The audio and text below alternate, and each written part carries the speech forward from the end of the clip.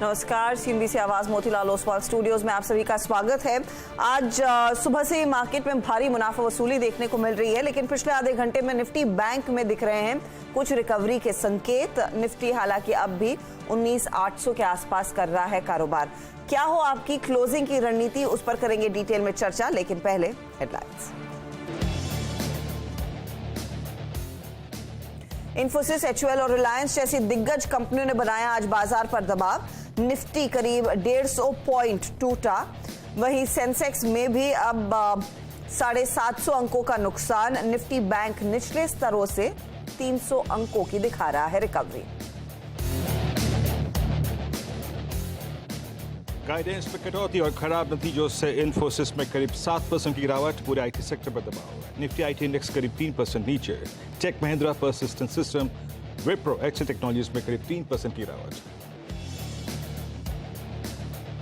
आज शाम आएंगे रिलायंस इंडस्ट्रीज के नतीजे। पहली तिमाही में मिले जुले रह सकते हैं नंबर्स। रिटेल कारोबार में जबरदस्त ग्रोथ की उम्मीद। रिफाइनिंग और पेट कारोबार में नरमी का अनुमान। मिले जुले रहे अल्ट्राटेक के क्वार्टरली नंबर्स। पहली तिमाही में कंपनी की आय और मुनाफा अनुमान से ज्यादा बढ़े, लेकिन एबिटा और मार्जिन रहा कम। सालाना आधार पर करीब 20% रही घरेलू वॉल्यूम ग्रोथ। नतीजों के बाद शेयर में थोड़ा सा दबाव। और अशोक लेलैंड ने पेश किए शानदार नतीजे। पहली तिमाही में कंपनी की आय, मुनाफे और मार्जिन तीनों में अनुमान से काफी शानदार प्रदर्शन। उधर जेएसडब्ल्यू स्टील ने भी पेश किया धमाकेदार परफॉर्मेंस। 2 गुना बढ़ा कंपनी का मुनाफा, मार्जिन भी 5.25% बढ़ा। बायबैक पर बोर्ड बैठक की खबर के बाद एलएनटी का शेयर करीब 3% उछला। कंपनी के खातों में करीब 24,000 करोड़ रुपए का कैश मौजूद।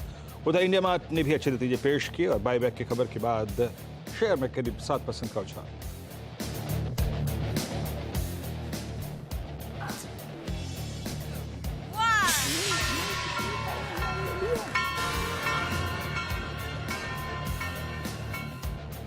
और उत्कर्ष स्मॉल फाइनेंस बैंक ने पहले ही दिन कराई मोटी कमाई। निवेशकों को मिला 100% का रिटर्न। एनएसई पर 60% प्रीमियम के साथ 40 रुपए पर हुआ लिस्ट। 25 रुपए था इशू प्राइस। नमस्कार, स्वागत है आप सभी का यहां पर कमाई का अड्डा में। फ्राइडे का सत्र और कल जहां पर हम एकदम किसिंग डिस्टेंस या फिर 20,000 की दहलीज पर इंडेक्स को छोड़कर गए थे, आज कुछ बिकवाली का दबाव बना और ये बिकवाली आई लार्ज कैप इन्फोसिस के खराब नतीजों के बाद। उसके बाद हमने देखा एचयूएल ने भी ऑफकोर्स निराशी की। आज रिलायंस की तरफ से भी दबाव बनता हुआ। इसीलिए मार्केट का मूड आज कल की रफ्तार, कल की तेजी के बाद थोड़ा सा सहमा हुआ दिखाई देगा। लेकिन जहां एक और मुनाफा वसूली है, वहीं दूसरी ओर तेजी की पोजीशंस। अब नजरें हैं आईसीआईसीआई बैंक कोटक के नतीजों पर। एलएनटी जो अगले हफ्ते अपनी बोर्ड बैठक में बायबैक पर भी विचार करने वाला है, और यही वो स्टॉक्स हैं जो दरअसल इंडेक्स को सपोर्ट देने की पूरी कोशिश में लगे हुए हैं। मिड कैप्स की सिचुएशन आप गौर करेंगे तो वहां पर भी कुछ मुनाफा वसूली देखने को मिली है। 1:1 का रेशियो है। हमने देखा है गिरने वाले शेयरों की संख्या ज्यादा दिखाई दे रही है, लेकिन ये ब्रॉडर मार्केट का हाल हुआ। अगर आप बारीकी से नंबर्स देखें और उन कंपनियों पर गौर करें जहां पर नतीजे अच्छे हैं, मार्केट उसको डबल थम्स अप दे रहा है, और जहां पर निराशा हाथ लगी है वहां पर जाहिर तौर पर मुनाफा वसूली या फिर बिकवाली की पोजीशंस आ रही हैं। तो ऐसे में क्लोजिंग की रणनीति की तरफ से क्या संकेत बनते दिखाई दे रहे हैं? वीरू, इस पर पहले टिप्पणी हो जाए। 19,813 के स्तरों पर इस समय, इनफैक्ट जो सुबह का लो था 732 या फिर दोपहर में जिन लेवल्स पर हम पहुंचे थे, वहां से एक डिसेंट रिकवरी देखने को मिली है। लेकिन ये 800 के ऊपर क्लोज दिखाने की ज्यादा क्षमता रखता है या नहीं market? Good afternoon Harshita. Let's hope for the best कि आखिरी की 1.5 घंटे ट्रेडर्स के लिए अच्छे रहें। यक्ष प्रश्न आपका अच्छा प्रश्न और सटीक प्रश्न है।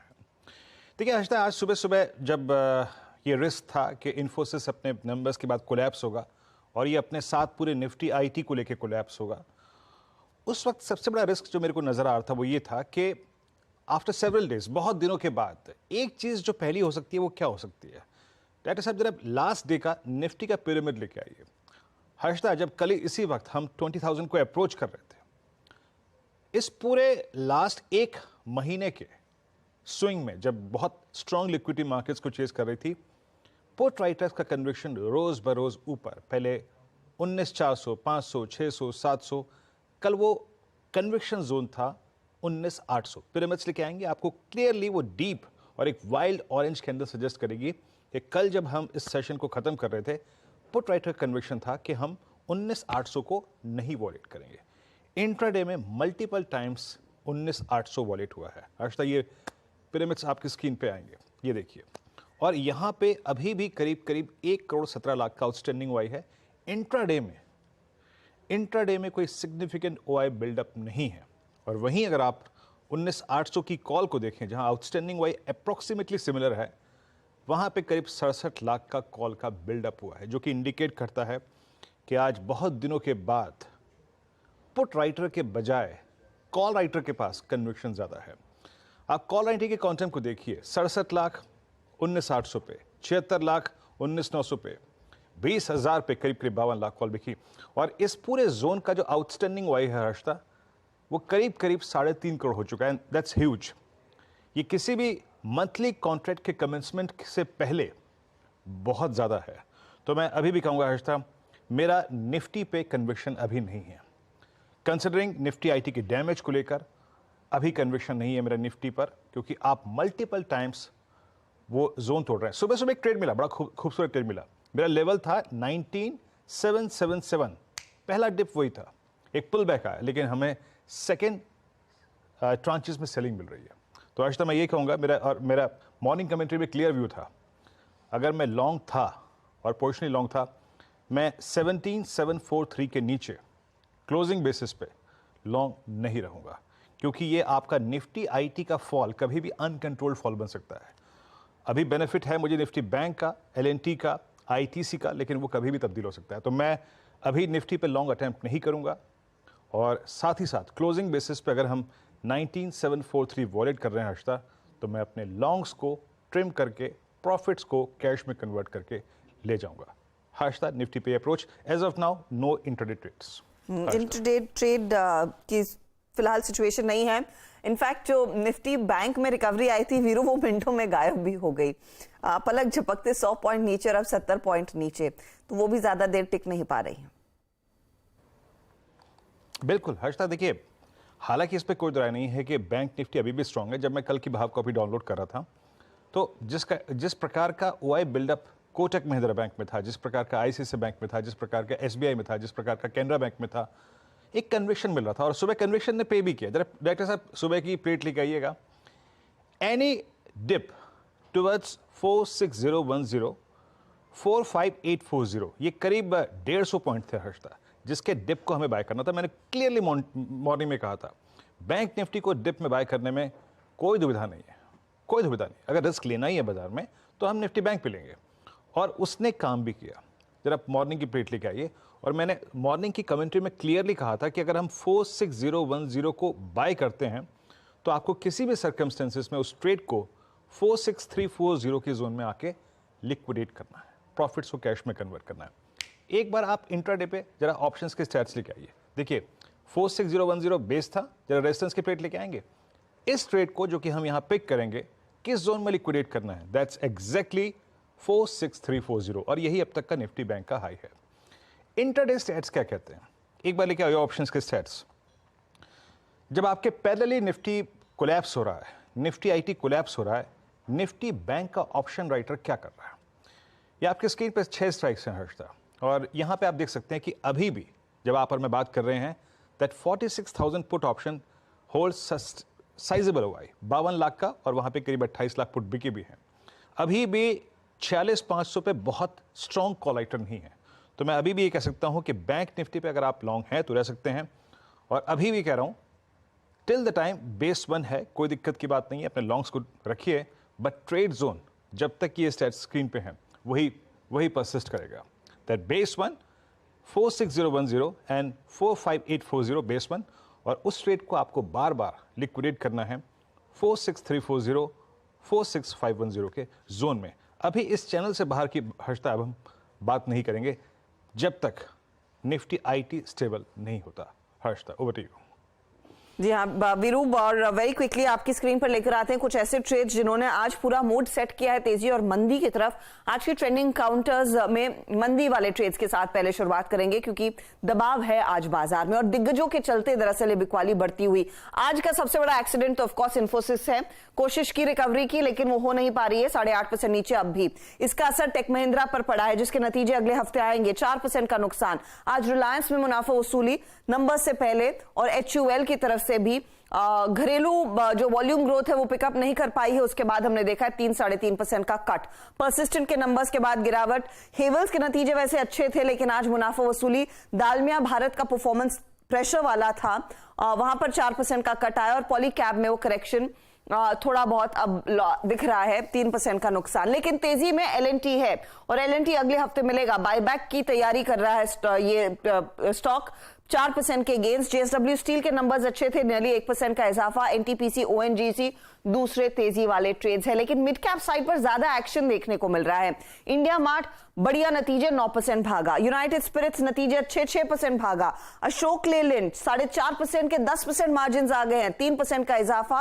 और कुछ ही देर पहले अतुल लिमिट के नतीजे आए जहां पर 5% तक की तेजी बनी और अतुल ने इनफैक्ट पूरे केमिकल स्पेस के लिए अब उम्मीद जगा दी है कि अच्छा परफॉर्मेंस देखने को मिलेगा। तो ये कुछ स्टॉक्स है जिन्होंने आज आउट परफॉर्म किया और कुछ जो बाजार को कर रहे हैं ड्रैग। ऐसे में आपकी क्या रणनीति हो उस पर जानकारों का पैनल तैयार है। फंडामेंटल्स के लिए बात करेंगे राजेश अग्रवाल से, फिर टेक्निकल कॉल्स के लिए प्रकाश गाबा, मानस जायसवाल, राजेश सातपुते, कविता जैन और समित चौहान हैं। 2:15 बजे फोकस रिलायंस इंडस्ट्रीज पर, पहली तिमाही के नतीजे कैसे रहेंगे नीरज बाजपेयी से समझेंगे। 2:20 पर आज का आउट परफॉर्मर इंडिया मार्ट के फाउंडर और मैनेजिंग डायरेक्टर दिनेश अग्रवाल से बातचीत होगी। Q1 के परफॉर्मेंस के बाद आगे की तस्वीर कितनी मजबूत दिख रही है। फिर आगे ITC पर भी ध्यान रखेंगे क्योंकि ये संघर्ष से शिखर की स्टोरी आपके सामने हम पेश करने वाले हैं। मार्केट कैप आसमान छू रहा है। PB फिनटेक के मैनेजमेंट से हम रूबरू हुए, उस खास चर्चा का एक अंश आपको आगे दिखाएंगे। 2:40 पर 4 का चौका की तैयारी, सस्ता ऑप्शन मानस जायसवाल देंगे। राजेश सातपुते तैयार कर रहे हैं आज का F&O सुपरस्टार। कविता बताएंगी चार्ट का चमत्कार। मिड कैप फंडा राजेश अग्रवाल से समझेंगे।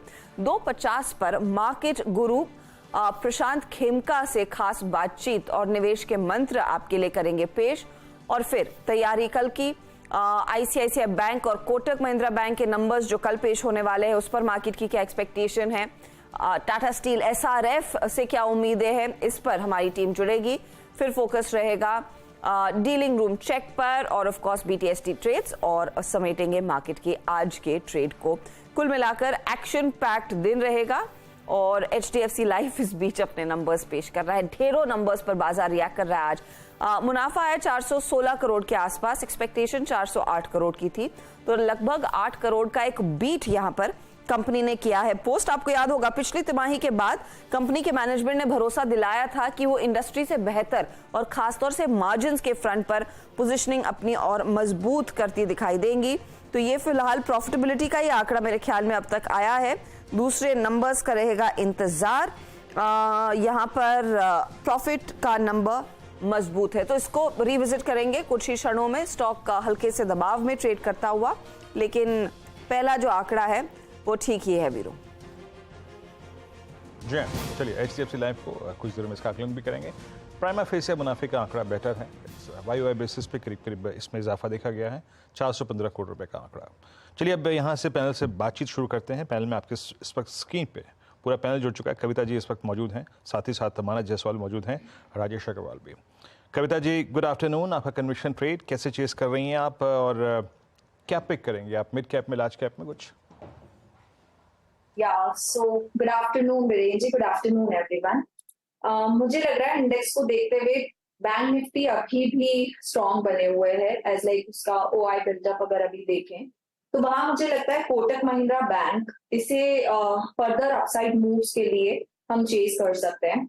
एक राउंडिंग बॉटम फॉर्मेशन का ब्रेकआउट देते हुए है और वीकली चार्ट पे फर्दर स्कोप दिखता है काउंटर अपनी एक upside journey towards its resistance जो कि 2040 के लेवल्स के आसपास है, वहां तक ये मूव ऑन करना चाहिए। सो डिक्लाइन अप टू 1940 मुझे लगता है बाइंग का ही नजरिया रखना चाहिए। स्टॉप लॉस मेंटेन करें 1927 का अपसाइड मुझे लगता है 2040 के टारगेट्स के लिए Kotak Mahindra bank will be the target. 2040 के टारगेट के लिए एक मौका कोटक महिंद्रा बैंक में तेजी का। गावा साहब, आपका trade? Good afternoon to you. Stock जो मैंने चुना है इस वक्त वो है भारती एयरटेल। ट्रेड करा है 892, स्ट्रक्चरली पॉजिटिव करेक्शन था, खत्म हो गया, एक फ्रेश अपमूव शुरू हुआ है। इसका टारगेट मेरे ख्याल से 900 है और भी लगता है 900 भी पार कर लेगा आते दिन में। स्टॉप होगा 885 भारती एयरटेल। ओके, भारतीय एयरटेल आप पिक कर रहे हैं। 891 पे प्रकाश सर का ट्रेड है। राजेश सतपुते जी, गुड आफ्टरनून, आपका conviction trade? Good afternoon Viren, good afternoon everyone. Viren देखिए, नज़र सुबह से है पीवीआर आइनॉक्स पे और इनफैक्ट आज यहाँ पे एक चुना भी था हमने सीधा सौदा की टीम से। देखिए पीवीआर जिस तरह से यहाँ पे स्लो एंड स्टेडी मूव कर रहा है, 1500 के ऊपर यहाँ पे क्लियर कट बाय बनता है, इनफैक्ट फ्रेश बाय बनेगा। तो it's a buy in PVR about 1500 mark. Your stop loss will be at 1490 और जो नेक्स्ट टारगेट दिखता है वो इसका है 200 डीएमआर, जो करीबन इसका जो क्लस्टर बनता है 1550 1560। तो पीवीआर ये बाय करेंगे। पर नजरें और पीवीआर पर आगे बातचीत भी होगी कि क्या वो कारण है स्टॉक आज फिर झूम रहा है, तेजी में है। मानस, आपका trade? Afternoon. Good afternoon Harshita ji. तो देखिए, खरीदारी करेंगे कोरोमंडल में, क्योंकि कोरोमंडल के अगर आप पैटर्न देखिए तो 2-2.5 महीने से अगर आप देखेंगे तो 975 पे स्टॉक लगातार रेजिस्टेंस फेस कर रहा है।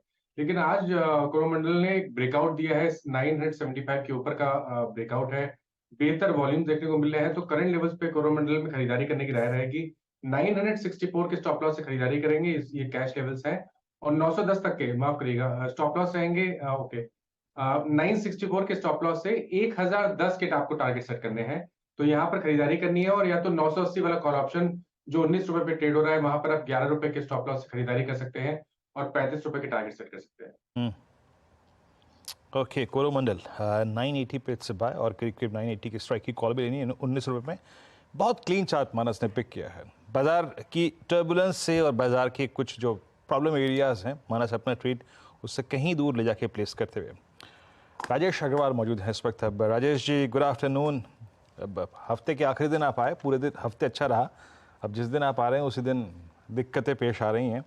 1300 अंक नीचे इस वक्त निफ्टी आईटी नीचे। क्या कन्विक्शन हिला है क्या आपका इन्फोसिस के अर्निंग्स को देखने के बाद? क्या ये जो मोमेंटम, स्ट्रॉन्ग लिक्विडिटी इनफ्लो था, स्ट्रॉन्ग मोमेंटम था, हम कोलैप्स नहीं होते थे, इंटरडे लो से बाइंग आती है, वो क्या हर्ट होगा इसके चलते? और आपका टॉप कन्विक्शन कॉल इस वक्त का? गुड आफ्टरनून वीरू जी, हर्षिता जी, बाकी भी पैनल में जो मित्रगण है सबको नमस्कार। कन्विक्शन इस वक्त ऐसा तो नहीं है कि हिल रहा हो, क्योंकि जाहिर सी बात है कि इतनी बड़ी तेज़ी अगर आप देखो तो पिछले 3 हफ्ते में लगभग 1000 पॉइंट की तेज़ी निफ्टी में हुई है। अगर मैं ठीक हूँ तो करीब 3 हफ्ते पहले 19,000 क्रॉस कर रहा था और कल 19,990-92 तक गया। तो ऑलमोस्ट 1000 पॉइंट की रैली के बाद एक ट्रिगर की ज़रूरत थी जो मार्केट को करेक्शन मोड में लेके जाता, और इन्फोसिस ने वो काम किया और इन्फोसिस के कारण से दबाव बना और हम ये करेक्शन देख रहे हैं। छोटी अवधि की बात की जाए तो कल का जो टॉप है या जो हमेशा का ऑल टाइम हाई हो गया है निफ्टी में 19,992 के आसपास, उसको अगर अभी हम रेजिस्टेंस मान के चल सकते हैं। बट मुझे ऐसा नहीं लगता कि कोई बहुत बड़ी मंदी या कन्विक्शन हिल जाने वाले हालात इस वक्त बने हुए हैं। कारण मुख्य तौर पर यही कहा जा सकता है कि इन्फ्लेशन, जो कि फूड प्राइसेस को लेकर के हम पिछले दिनों बहुत तेज़ी से ऊपर जाते हुए देख रहे थे, वहाँ थोड़ा सा कंसोलिडेशन कह लीजिए या नॉर्मलाइज होता जा रहा है। फूड प्राइसेस के दाम हल्के हल्के कम हो रहे हैं। दूसरे एफआईआईज़ की लगातार बाइंग बनी हुई है। डॉलर इंडेक्स देखो तो आप लगातार टूट रहा है। जिस तरीके से रुपए में डील होने की कई जगह बातें चल रही है कई देशों के साथ, तो ऐसा लग रहा है कि आने वाले दिनों में हमारे बैलेंस ऑफ पेमेंट की भी जो दिक्कत है वो थोड़ी बहुत कम होती हुई नज़र आएगी। और इतने अच्छे हालात के बावजूद मैं नहीं समझ होने के कारण से मैं ये नहीं समझता कि बाज़ार में कोई बहुत डर की बात है। हो सकता है कि निफ्टी में थोड़ा कंसोलिडेशन देखने को मिले, बट आपको मिड कैप स्मॉल कैप में अभी भी बहुत अपॉर्चुनिटीज़ हैं, वहाँ निवेश किया जा सकता है।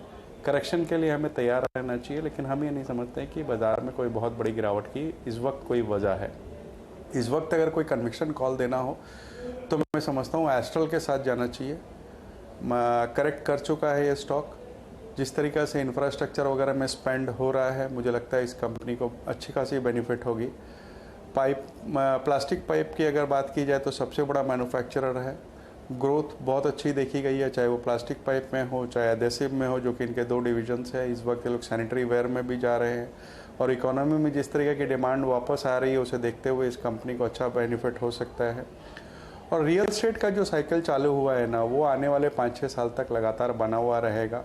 कंपनी के पास 500 करोड़ के आसपास कैश पड़ा है, जो कि वो अधिग्रहण वगैरह करने के काम में आ सकता है। मुझे लगता है ग्रोथ स्टोरी इंटैक्ट है, यहाँ पे ध्यान देना चाहिए। छोटी अवधि की बात की जाए तो 2050 के टारगेट होने चाहिए, बट बड़ी अवधि में, लंबी अवधि साल 9 महीने से साल भर में हमारे 2400 के टारगेट हैं। ओके, तो लॉन्ग टर्म पर्सपेक्टिव से एक बढ़िया ट्रेड ये साबित होता हुआ दिखाई देगा। मिड टर्म रहे या फिर आप लॉन्ग टर्म रहे, एस्ट्रल में तेजी है, 1.5% का इजाफा। लेकिन एक स्टॉक जो भारी पड़ने लगा है मार्केट पर वो है रिलायंस इंडस्ट्रीज। आज शाम को मार्केट बंद होने के बाद नतीजे आने वाले हैं। पहली तिमाही कैसी रहेगी, उस पर नीरज हमारे साथ जुड़ गए हैं। नीरज जी बताइए, क्या एक्सपेक्ट करें? मार्केट कूल ऑफ कर रहा है इस समय। प्राइस चूंकि काफ़ी बढ़ गया था तो स्वाभाविक था कि प्राइस कूल ऑफ होगा, लेकिन नतीजे जो आप देखेंगे कंसोलिडेटेड बेसिस पे इस क्वार्टर में हमारा अनुमान है कि 2,18,000 करोड़ का रेवेन्यू आएगा इनका इस क्वार्टर के सामने, जो पिछली बार 2,13,000 करोड़ था। लेकिन प्रॉफिट पे थोड़ा प्रेशर देखने को मिल सकता है। जो पिछली बार 19,300 था उसके सामने 16,640 होगा, लेकिन एबिटा में बहुत फर्क नहीं आ रहा है। वो उसका रीजन मैं भी आपको समझाऊंगा। 38,300 का हमारा अनुमान के एबिटा आना चाहिए, जो पिछली बार 38,440 था, और मार्जिन 17-17.5% पे मेंटेन होनी चाहिए। रीजन इसका ये है कि क्रूड ऑयल के प्राइसेस पिछले 1 साल में आप देखेंगे तो 22-25% गिरे और क्वार्टरली भी नीचे आए। तो जब क्रूड नीचे आता है तो क्रैक्स आपके गिरते हैं।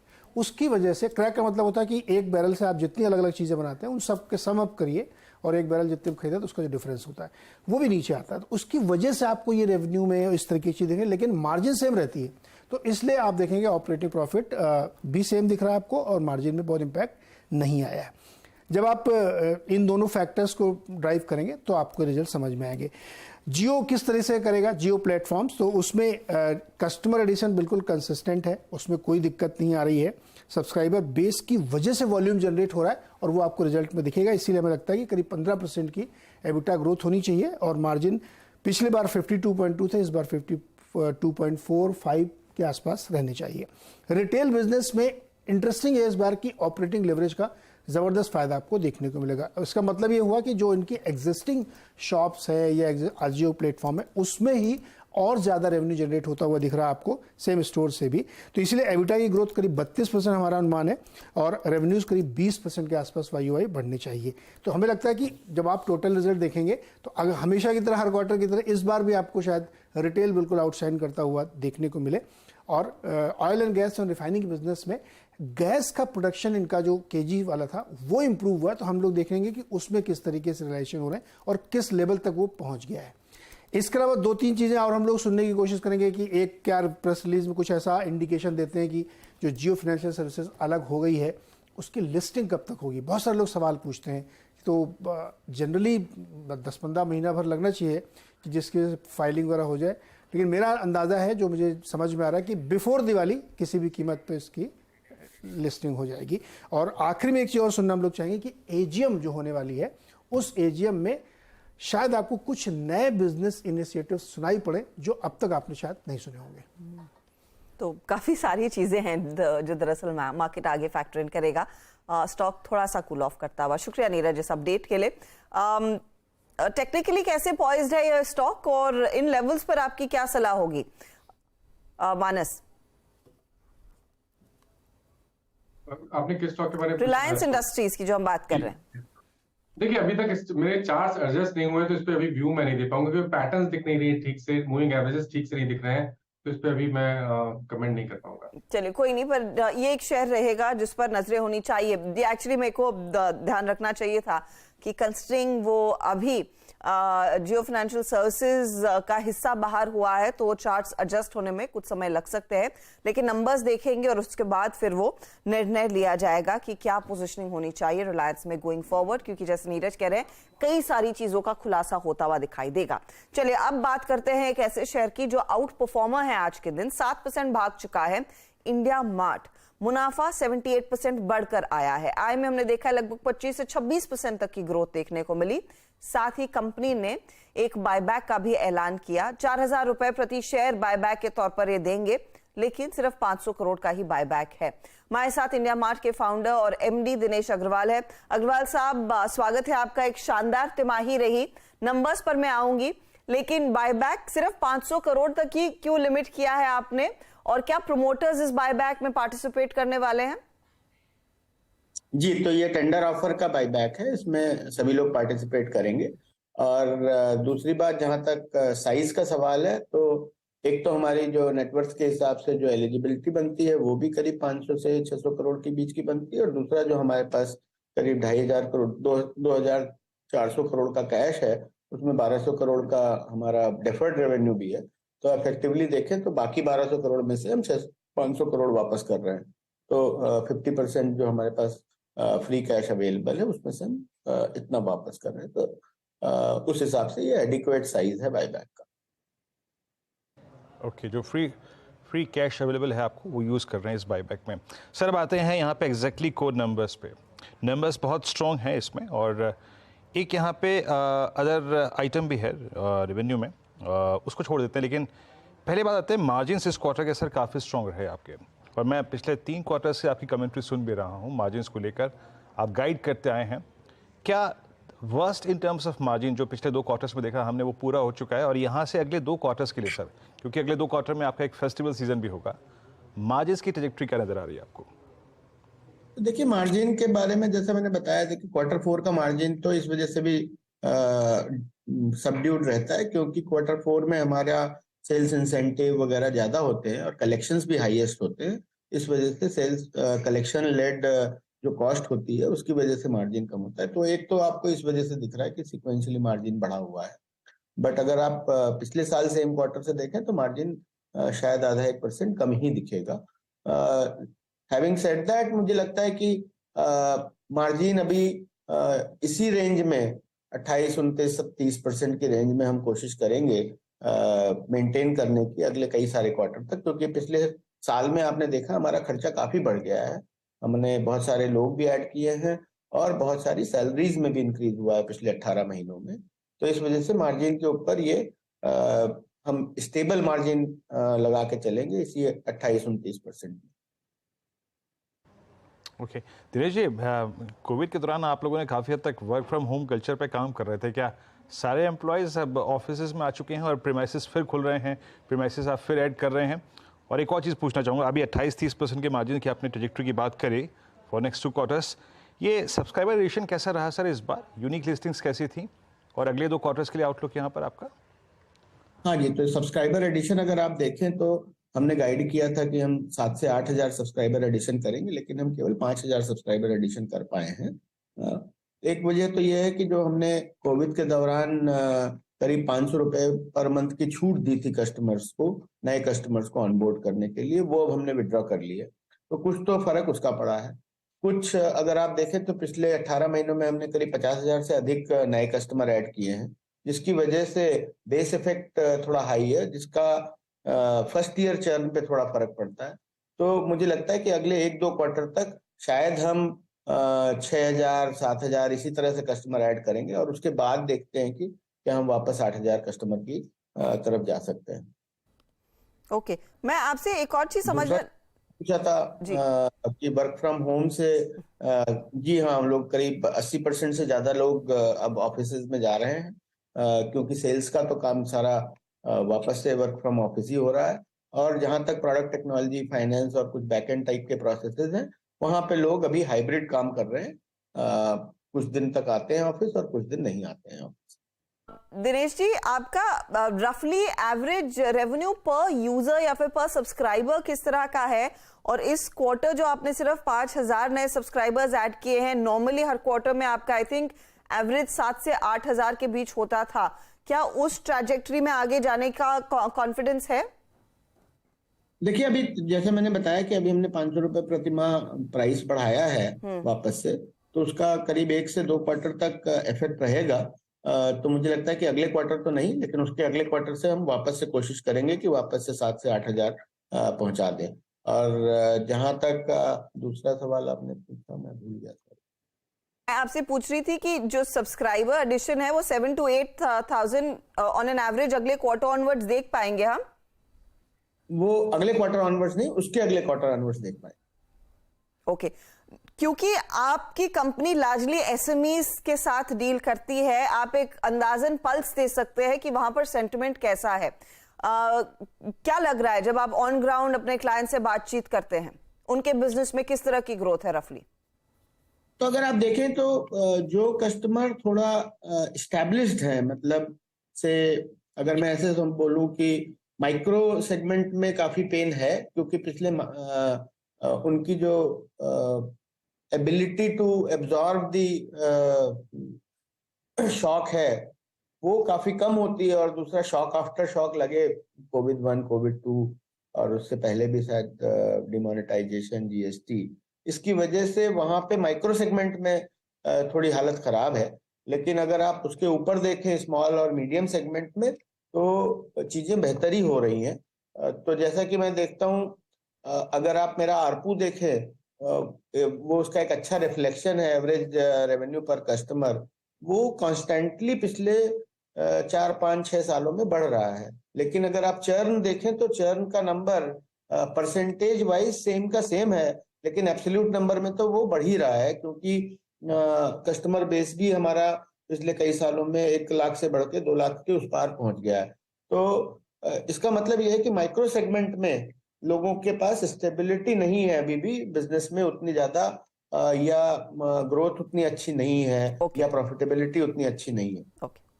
दिनेश जी, बहुत बहुत शुक्रिया हमारे लिए समय निकालने के लिए। वैसे आपके लिए ये तिमाही अच्छी रही है एंड आई एम एक्सपेक्टिंग ये ग्रोथ आगे भी बरकरार ही रहेगी। दिनेश अग्रवाल, को फाउंडर और of course MD India mart के, अपने नंबर्स पर और डिटेल देते हुए। स्टॉक आज का टॉप परफॉर्मर है 9% ऊपर, लेकिन एक स्टॉक जो बड़ा अंडर परफॉर्म बन गया है वो है एचडीएफसी लाइफ।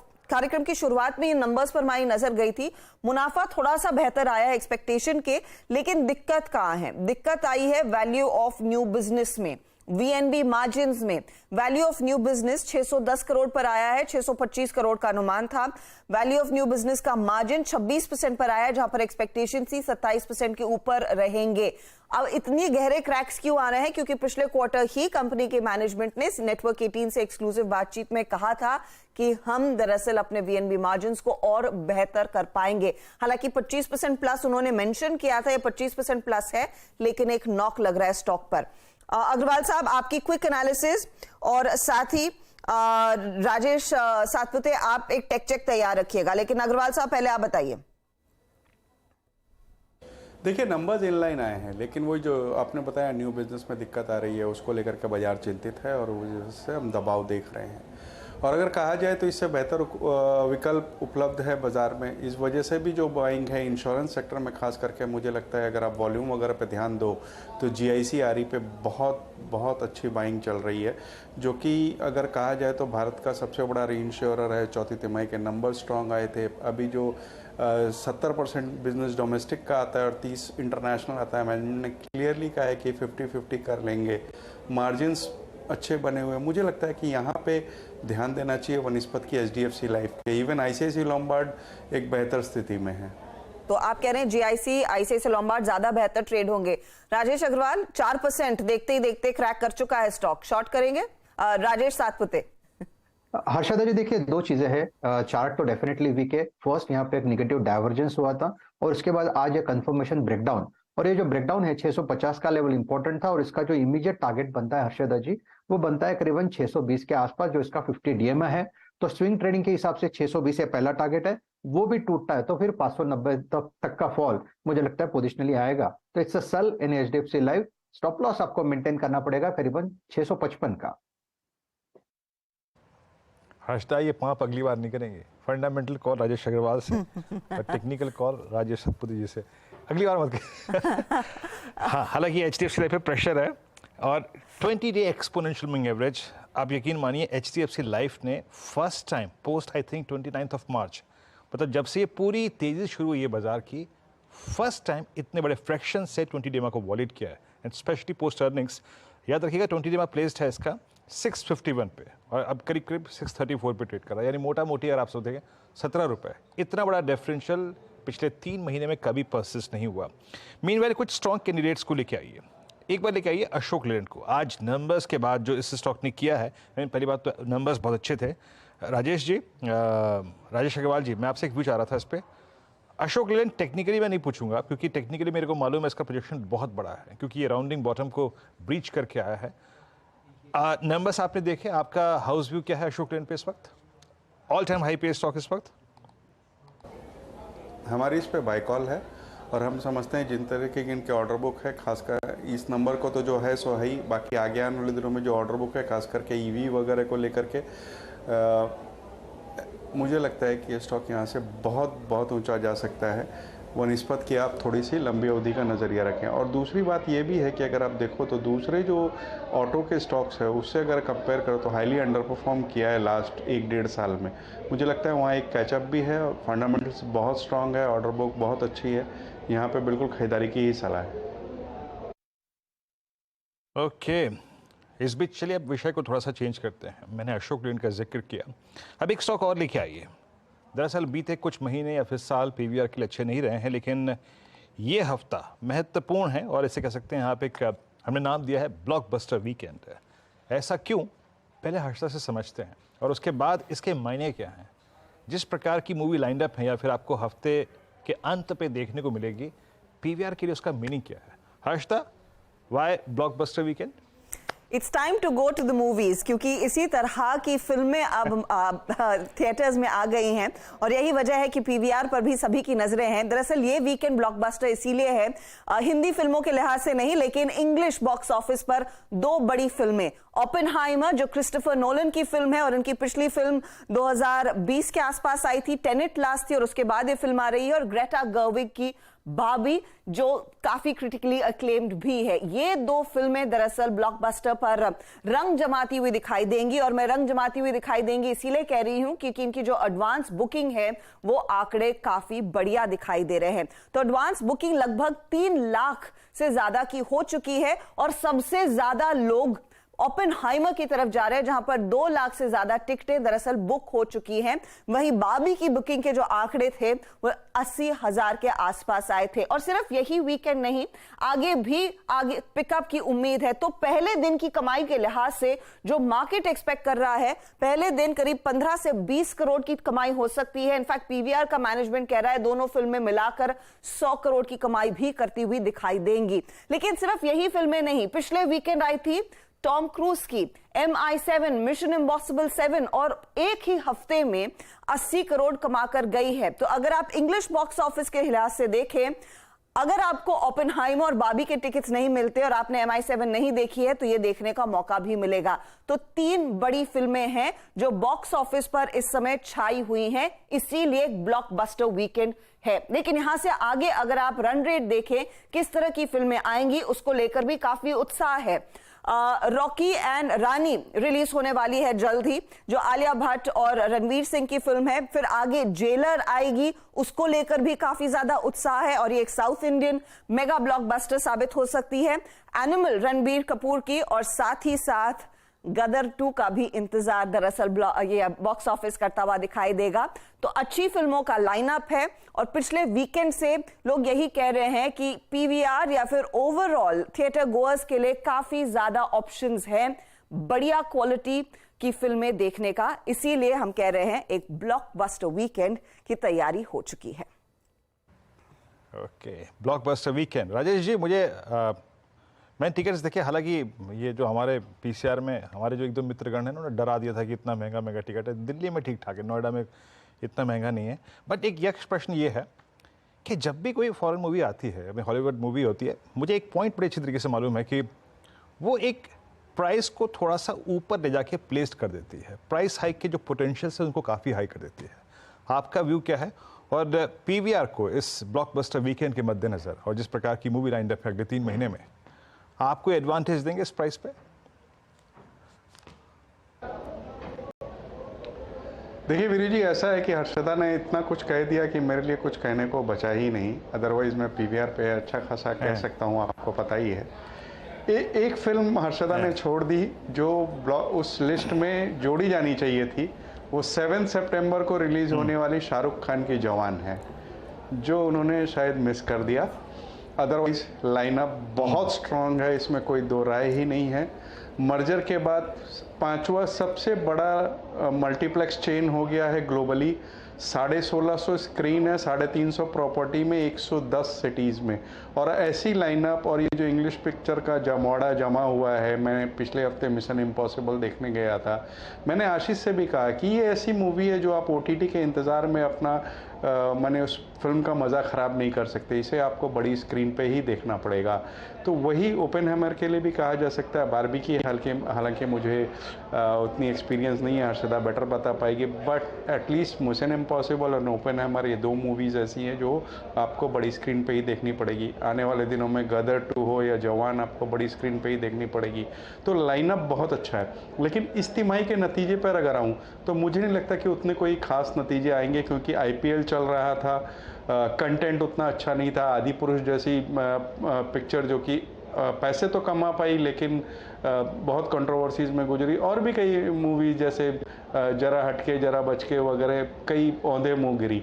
तो मुझे नहीं इस तिमाही के नतीजे से कोई बहुत बड़ी उम्मीद नहीं है, लेकिन यस होप्स बने हुए हैं अगली तिमाही के लिए, जो कि लगता है कि अच्छे होंगे। और सबसे बड़ी बात, 700 करोड़ का केपेक्स जो कंपनी ने अनाउंस कर रखा है आने वाले दिनों में नई स्क्रीन्स जोड़ने के लिए, वो भी एक पॉजिटिव है। तो मुझे लगता है कि यहाँ पे एक बार ध्यान देना चाहिए।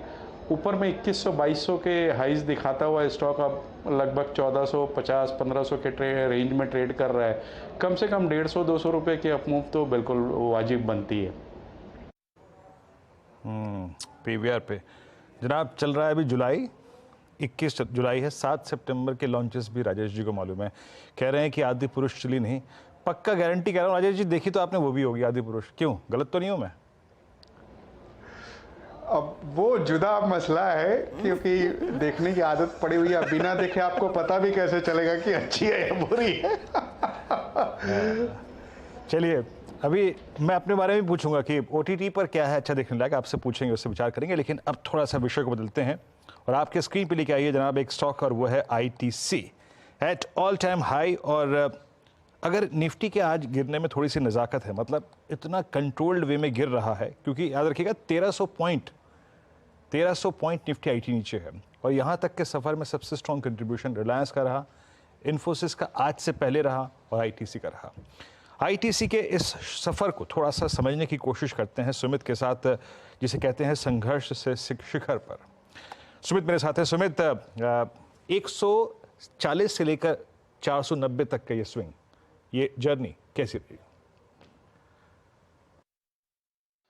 तो एक शानदार तेजी देश की दूसरी सबसे बड़ी FMCG कंपनी ITC में, जहां पर एक अच्छी तेजी के बाद स्टॉक अपने नए रिकॉर्ड स्तरों पर पहुंचता हुआ दिखाई पड़ा।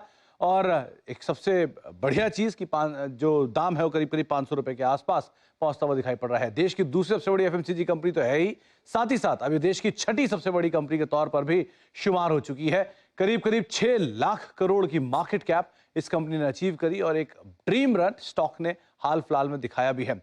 तमाम आंकड़े आपकी स्क्रीन पर आएंगे। तो सबसे पहले तो करीब 47% का रिटर्न स्टॉक ने अब तक इस साल में दिया। एक साल में 63% और 3 साल में करीब करीब 150% तक का रिटर्न ये स्टॉक ऑलरेडी दिखा चुका है।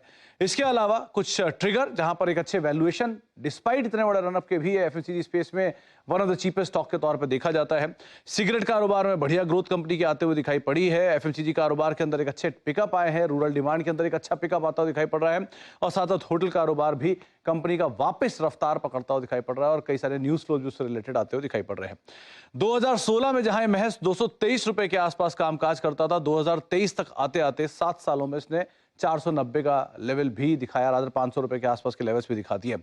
मार्केट कैप के लिहाज से देश की सबसे बड़ी कंपनी हिंदुस्तान यूनिलीवर 6,30,000 करोड़, और ITC भी अब ऑलमोस्ट उसके आसपास ही आता हुआ दिखाई पड़ रहा है। तो नेक टू नेक ये अब कंपनियां पहुंचते हुए दिखाई पड़ रही हैं। एक और कंपैरिजन में अगर पिछले 10 साल की रेवेन्यू ग्रोथ देखें तो ITC की रेवेन्यू ग्रोथ करीब 8% है, और HUL की रेवेन्यू ग्रोथ भी रफली 8% के आसपास की है। वही प्रॉफिटेबिलिटी ग्रोथ के ऊपर भी नजर डाली जाए तो प्रॉफिटेबिलिटी ग्रोथ में करीब 12% की ग्रोथ दिखाई है। HUL ने 10% के आसपास की ग्रोथ देखने को मिली है। हमने ITC के अंदर भी इसके अलावा कुछ और आंकड़ों में 10 साल की स्टॉक CAGR करीब 14% की ग्रोथ रही है यूनिलीवर में, लेकिन ITC लैगार्ड रहा है, तो इसीलिए इसकी परफॉर्मेंस इस समय इतनी रिलेवेंट होते हुए दिखाई पड़ रही है। वैल्यूएशन वाइज HUL करीब 62 के मल्टीपल पे कामकाज कर रहा है, जबकि ITC इतनी बढ़िया तेजी के बाद और ऑलमोस्ट सेम मार्केट कैप में होने के बावजूद भी करीब 32 के मल्टीपल पर कामकाज करता हुआ दिखाई पड़ रहा है। तो वैल्यूएशन समरी के हिसाब से देखेंगे तो अभी भी HUL से लगभग आधे मल्टीपल पर ITC कामकाज करता हुआ दिखाई पड़ रहा है, लेकिन बढ़िया तेजी और देश की छठी सबसे बड़ी कंपनी अब ITC बनता हुआ दिखाई पड़ रहा है। ITC में हमने देखा है बहुत बढ़िया गेंस, बीच में एकदम लैगर्ड था और उसके बाद जो इसकी रफ्तार दिखी है अब 500 की तैयारी करता हुआ। आज थोड़ी सी नरमी है, लेकिन ओवरऑल एक ड्रीम रन स्टॉक की तरफ से आई है। चलिए इस बीच समित चौहान हमारे साथ जुड़ गए हैं। समित, आफ्टरनून, आपका ट्रेड? देखिए, यहाँ पे कोरोमंडल इंटरनेशनल काफी टाइम के बाद कहीं ना कहीं थोड़ा बहुत हरकत में आ चुका है। यहाँ पे एक अच्छे खासे कंसोलिडेशन के बाद स्टॉक ने आज मैसिव ब्रेकआउट यहाँ पे कंफर्म किया है। तो लगभग अगर हम देखें तो 1.5 से 2 महीने का ब्रेकआउट यहाँ पे कंफर्म हो रहा है ये स्टॉक में। तो इसलिए हमें लगता है कि इस बार ये 4 डिजिट में डेफिनेटली एंटर कर सकता है। 1020 का इसका एक नियर टर्म टारगेट होना चाहिए, 968 इसका एक इमीडिएट स्टॉप लॉस होना चाहिए। और जैसे ओवरऑल इसका पैटर्न डेवलप हो रहा है, ये स्टॉक डेफिनेटली अगर आप मीडियम टर्म व्यू रखते हो तो 1060 1080 तक भी जा सकता है। 1060 1080 की तरफ बढ़ता हुआ। इनफैक्ट कोरोमंडल इंटरनेशनल मानस के रेडार पर भी रहा और उन्होंने 980 का कॉल लेने की सलाह दी थी। समित भी इसी को रेकमेंड कर रहे हैं। अच्छा, एक स्टॉक जहां पर हमने देखा है कुछ ही देर पहले, इनफैक्ट आधे घंटे पहले नतीजे आए थे, अतुल लिमिटेड, और स्टॉक 6% ऊपर आ चुका है। ओपन इंटरेस्ट देखिए 9% से ज्यादा का, तगड़ी खरीदारी आती हुई और अतुल के नतीजे देखकर बाकी केमिकल स्पेस में भी एक्शन देखने को मिला था। अब अगले हफ्ते SRF के नंबर्स आएंगे, उस पर हम बात करेंगे सुमित से कि क्या एक्सपेक्ट कर रहा है मार्केट। लेकिन गाबा साहब, अतुल की ये तेजी को आप कैसे पढ़ रहे हैं? अतुल लिमिटेड मुझे लगता है कि अच्छा लग रहा है, बेस बढ़िया बना है, जो बार बना होगा यहाँ पर अगर सस्टेन कर लेता है तो फिर 7500 7600 भी देखेंगे आते दिनों में। 6600 बहुत ही स्ट्रॉन्ग सपोर्ट जो है अतुल लिमिटेड, लेना चाहिए। एग्रेसिव ट्रेड है लेकिन ले सकते हैं। में एक मौका अच्छी खरीदारी का अभी भी दिख रहा है, बड़ा स्पाइक देखने को मिला है उस स्टॉक में। मानस, L&T पर फटाफट से एक बार दोबारा नजर डालिए प्लीज। सुबह में इसकी खूब चर्चा हुई, अगले हफ्ते ऑफ कोर्स बायबैक के डिटेल्स आएंगे।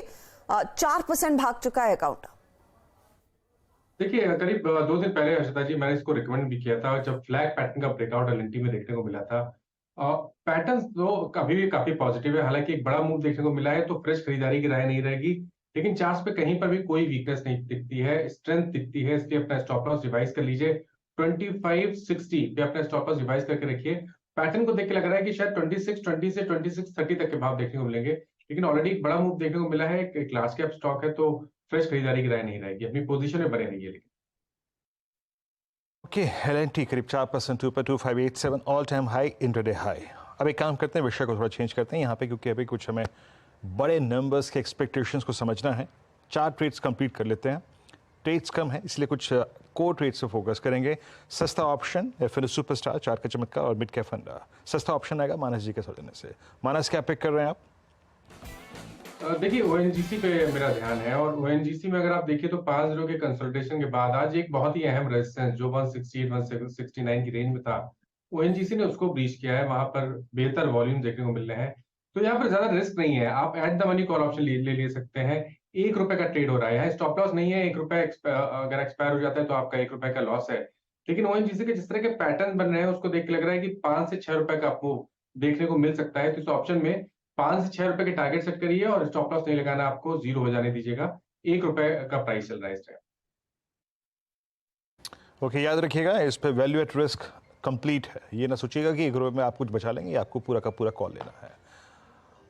बट जुलाई का है, याद रखिएगा जुलाई का। ब्रोकर अलाउ करता है या नहीं वो देख लीजिएगा, वो उसमें रिस्क है। ONGC के बाद ये हो गया ऑप्शन ट्रेड। FNO सुपरस्टार के लिए चलते राजेश सतपुते जी के पास। राजेश जी, क्या पिक कर रहे हैं आप? वीरेंद्र जी, देखिए नजर है बंधन बैंक पे। अगर आप इसका स्ट्रक्चर देखें तो वैसे इसका स्ट्रक्चर वीक है, लेकिन इससे कॉन्ट्रा बाय, जहां पे आपको पॉजिटिव डाइवर्जेंस मिलता है और पॉजिटिव डाइवर्जेंस के बाद का जो प्रोजेक्शन बनता है स्विंग ट्रेडिंग का, टारगेट बनता है 226 से लेके 230। तो इट्स अ बाय इन बंधन बैंक। 217 चल रहा है, 215 का ब्रेकआउट ध्यान में रखते हुए 214 का स्टॉप लॉस रखें। बैंक में एक मौका खरीदारी करने का। बंधन बैंक आपकी स्क्रीन पर थोड़ा सा मोमेंटम दिखा जरूर रहा है। अच्छा, दूसरी तरफ अब चार्ट का चमत्कार के पास आते हैं। कविता, बताइए आपने क्या ट्रेड लिया? राजदा जी, सो एक अच्छा मोमेंटम बनता हुआ दिख रहा है एंड रेडिको खैतान 1405 के लेवल्स पर है। टिल टाइम थोड़ा बढ़ गया है, मुझे लगता है 1413 1418 के लेवल्स के लिए रेडिको खैतान पर एक मोमेंटम ट्रेड देखेंगे और 1390 का एक स्टॉप लॉस करेंगे। ओके, तो रैडिको खैतान 5% ऊपर। आज दरअसल यूनाइटेड स्पिरिट्स नंबर्स देखकर बाजार जो झूमा है उसका थोड़ा सा नशा रैडिको और बाकी प्लेयर्स पर भी चढ़ता हुआ, और ये भी 5% के गेन्स पर, और मौका अभी भी है खरीदारी करने का। आगे 1413 के लेवल्स देखने को मिलेंगे। अग्रवाल साहब, आपका ट्रेड क्या रहेगा? मैं BEML के साथ जाना चाहूँगा। अगर आप देखो तो कंपनी माइनिंग, मेट्रो, रेलवे और डिफेंस 4 सेक्टर में काम करती है। चारों ही इस वक्त बहुत तेज़ी से आगे बढ़ रहे हैं। 8,800 करोड़ की ऑर्डर बुक इनकी पिछले तिमाही के आसपास थी। आगे आने वाले दिनों में 12,000 करोड़ के आसपास की ऑर्डर बुक होने की संभावना है। अगर आप मार्जिन्स वगैरह की बात करो तो चौथी तिमाही में जो मार्जिन्स आए थे वो कंपनी के हाईएस्ट मार्जिन थे, चाहे वो चौथी तिमाही के हो या पूरे साल के हो। कैमरून में 150 करोड़ के आसपास का एक्सपोर्ट्स हो रहा है। वंदे भारत के इन्हें कुछ ऑर्डर्स मिले हैं और कुछ बड़े ऑर्डर्स और मिलने की संभावनाएं हैं। बेंगलोर मेट्रो का इन्हें ऑर्डर मिला हुआ है। कुछ बातें ऐसी भी चल रही है कि शायद प्राइवेटाइजेशन हो। सारी बातों का दारोमदार ये है कि फंडामेंटली बहुत स्ट्रांग कंपनी है और जो चारों सेक्टर में काम कर रही है बहुत इस वक्त लाइमलाइट में है और अच्छे तरीक़े से मूव कर रहे हैं। मुझे लगता है ये स्टॉक यहाँ से कम 20% की मूव आने वाले 6 से 9 महीने में बिल्कुल दे सकता है। छोटी अवधि का टारगेट अगर बोलना हो तो मैं 1750 1780 का टारगेट दूंगा, बट लंबी अवधि में ये 2000 के पार भी जा सकता है। तो BEML यहाँ पर भी एक मोमेंटम और एक तेजी का कैंडिडेट ये भी है मिड कैप फंडा में। ONGC, बंधन बैंक, रैडिको और BEML, ये 4 ट्रेड्स जो आपके सामने आए। चलिए, हम कुछ देर पहले HDFC लाइफ की बात कर रहे थे, जहां पर इस तिमाही में थोड़ा सा दबाव जो आया है उसका नॉक स्टॉक पर लगा है, लेकिन दूसरी तरफ HDFC लाइफ और दूसरे इनके पियर्स के इंश्योरेंस प्रोडक्ट बेचने वाली कंपनी PB फिनटेक की बात करते हैं, और PB फिनटेक कहता है कि इंश्योरेंस इंडस्ट्री के सामने ये 2 गुना ग्रोथ आसानी से दिखा सकेंगे। साथ ही FY27 में कंपनी 1000 करोड़ के मुनाफे का लक्ष्य हासिल कर पाएगी। इनफैक्ट हो सके तो उससे ज्यादा बेहतर भी परफॉर्मेंस देखने को मिल सकता है। कंपनी के को-फाउंडर और CEO यशीश दहिया से मैंने डिटेल में बातचीत की, उसका एक अंश सुनते हैं।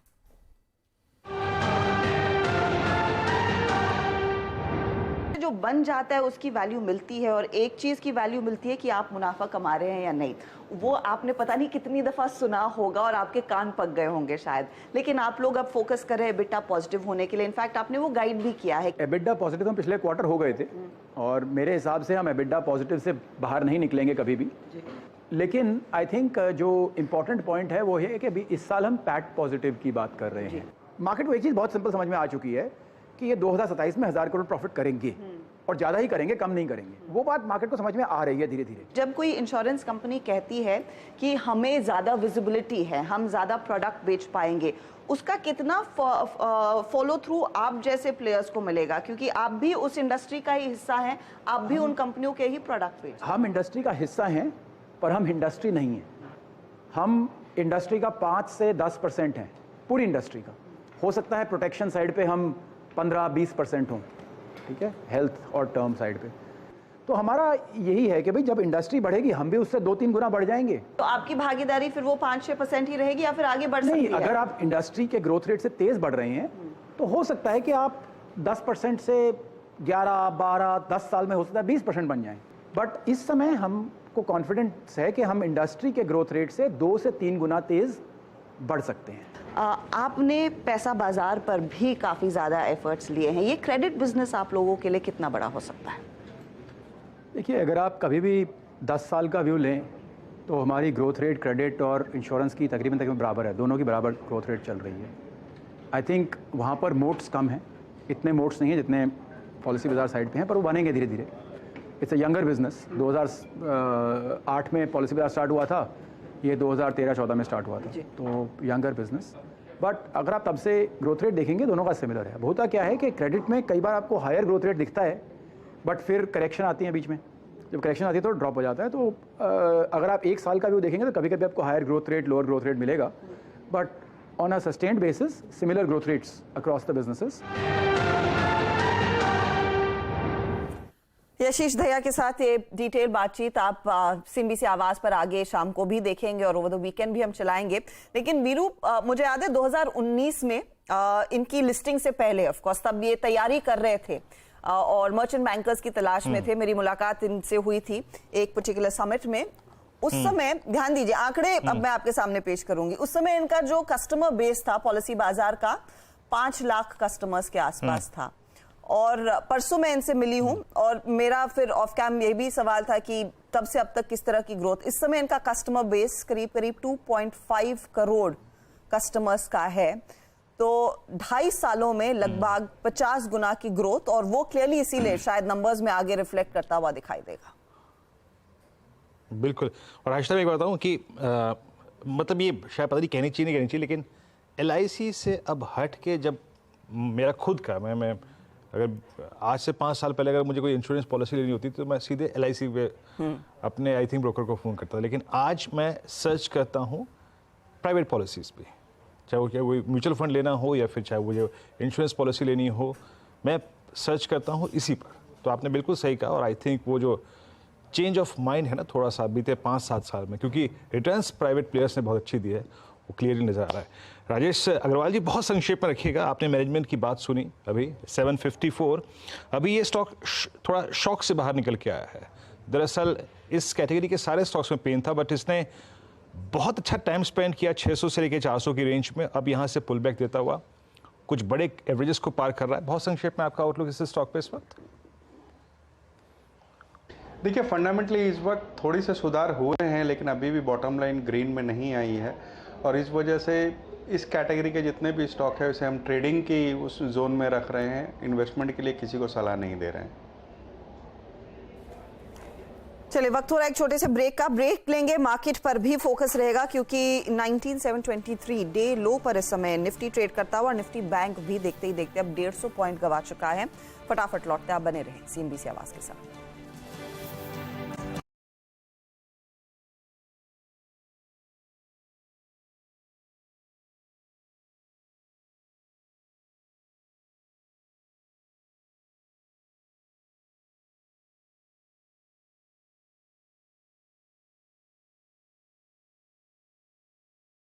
ओके, ब्रेक के बाद आप सभी का फिर से स्वागत है कमाई का अड्डा में। और बैंक निफ्टी तो वहीं पर है, बैंक निफ्टी वहीं पर है 46,041 की ट्रैजेक्टरी, मतलब वो 53 लाख के आउटस्टैंडिंग वाई वाले पुट राइटर के जोन के ऊपर। But look at Nifty now 19726, और मैंने अपनी मॉर्निंग कमेंट्री में क्लियरली मेंशन किया था कि नो लॉन्ग्स बिलो 19744, क्योंकि निफ्टी IT का जो कोलैप्स है वो थोड़ा सा अब आउट ऑफ कंट्रोल हो रहा है। जो हायर शेडो है वो काफ़ी वाइल्ड हो गई है, और अब हम उस 14 जुलाई की जो कैंडल थी उसके नीचे डिसाइसिवली ट्रेड करते हुए, और आज की हमारी जो पूरी की पूरी बॉडी है वो उस कैंडल के नीचे क्रिएट हो गई है। तो अब प्रेशर थोड़ा सा बढ़ रहा है Nifty IT at day low, और कुछ aggressive stock futures like ITC वो भी प्रॉफिट बुकिंग के बोर्ड में जाता हुआ। तो प्रेशर इस वक्त काफ़ी ज़्यादा है। क्या, चलिए अभी काम करते हैं, अर्निंग्स पे फोकस करते हैं। और निफ्टी बैंक की स्ट्रेंथ के पीछे ICICI बैंक एक बहुत बड़ा कारण रहा है, Kotak Mahindra bank recent time में एक बहुत बड़ा कारण रहा है। और ये दो नंबर्स आएंगे, कैसे हैं इनके नंबर्स की एक्सपेक्टेशन, आइए बात करते हैं आशीष से। आशीष, गुड आफ्टरनून, बताइए इन दोनों नंबर्स से एक्सपेक्टेशन। गुड आफ्टरनून आपको भी। ICICI बैंक की जहां तक बात है, आज दीदार हो गए आपके, आज दीदार हो गए आपके क्लोजिंग में, वरना अब तक खैर छोड़िए। इंपॉर्टेंट नंबर्स खड़े कल हमारे सामने। पहले ICICI बैंक, और हम सब जानते हैं बख्शी साहब के आने के बाद से पॉजिटिवली सरप्राइज कर रहा है। मेरे ख्याल से वो पहली तिमाही थी Q4 FY22, तो ये बैक टू बैक पिछले बार 7 सीधी तिमाहियां जब बढ़िया स्ट्रीट एक्सपेक्टेशन से बेहतर नंबर्स डिलीवर करे, और इस बार भी डिसअपॉइंट नहीं करेगा। नंबर्स कैसे रहेंगे आपकी स्क्रीन पे? पहले हेडलाइन नंबर्स, NII और मुनाफे का आंकड़ा क्या एक्सपेक्टेड है लार्जली, वो स्क्रीन पर दिखाई देगा। क्विकली मूव करिए ग्राफिक्स में। मुनाफा एक्सपेक्टेड है NII 17,880 करोड़ रुपए, तो पिछली बार थे 13,210 करोड़, तो ऑलमोस्ट 35% का जंप। वो ग्रेड वेड नहीं बनाया आप लोगों ने क्या?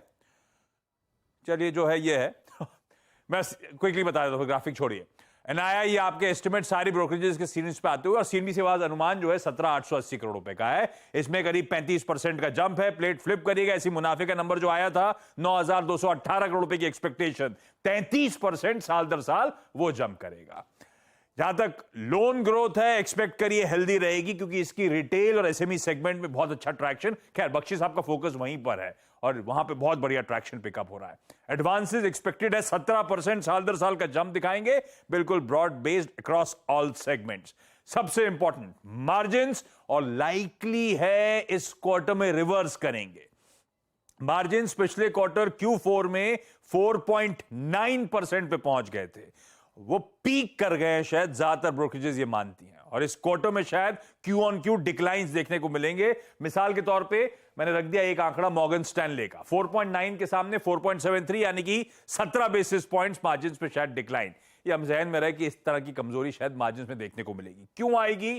फंडिंग कॉस्ट बढ़ रही हैं, दूसरा सीजनली वीक होता है। सीजनैलिटी क्या होती है आपने कई रिपोर्ट्स में पढ़ा होगा। दरअसल इस क्वार्टर Q1 में वर्सेस पिछले क्वार्टर Q4 के मुकाबले कम वर्किंग डेज होते हैं। तो जब आप एनालाइज करते हो, कंप्यूटेशन करते हो मार्जिन्स के, तो वैसे ही दबाव देखने को मिलता है। इसीलिए कंप्यूटेशन के एरर्स भी इसमें आपको रिफ्लेक्ट होते हुए नजर आते हैं।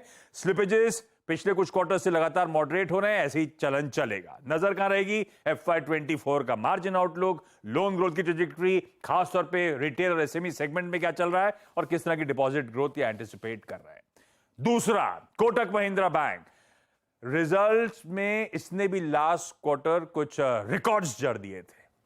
क्या एक्सपेक्टेड है इस बार Q1 में? एनआईआई के आंकड़े आपकी स्क्रीन पर है। आवाज का अनुमान 6,200 करोड़ रुपए का एनआईआई आएगा, जो बढ़िया 32% का साल दर साल जंप होगा। ऐसे ही मुनाफे के आंकड़े स्क्रीन पर रखिएगा। मुनाफे में हम एक्सपेक्ट कर रहे हैं 3,222 करोड़, यानी कि साल दर साल बढ़िया 55% का जंप। लार्जली सारी ब्रोकरेजेस उसी तरह की ग्रोथ मुनाफे में फैक्टर इन कर रही है। अब नजर कहां रहेगी या क्या क्या होना है?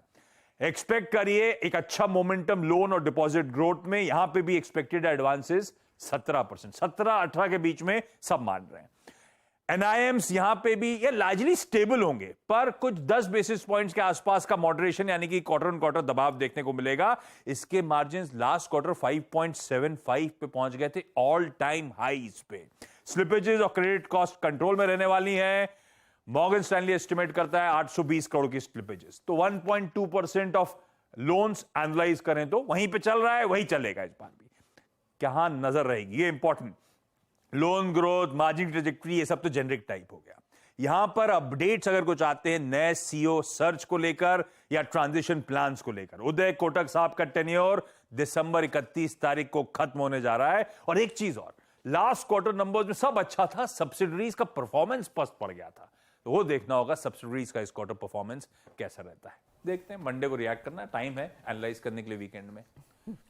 एक बिजी वीकेंड रहने वाली है। आईसीआईसीआई और कोटक बैंक के नंबर्स ऑफ कोर्स एनालाइज होंगे, लेकिन उसके बाद अगला वीकेंड भी रिजल्ट्स हैवी रहेगा, क्योंकि एसआरएफ जैसी कंपनी अपने नंबर्स पोस्ट करेंगी, टाटा स्टील जैसी कंपनी अपने नंबर्स पोस्ट करने वाली है। तो उनसे अब क्या एक्सपेक्टेशन है, सुमित इस पर एक अपडेट उनसे ले लेते हैं। सुमित बताइए।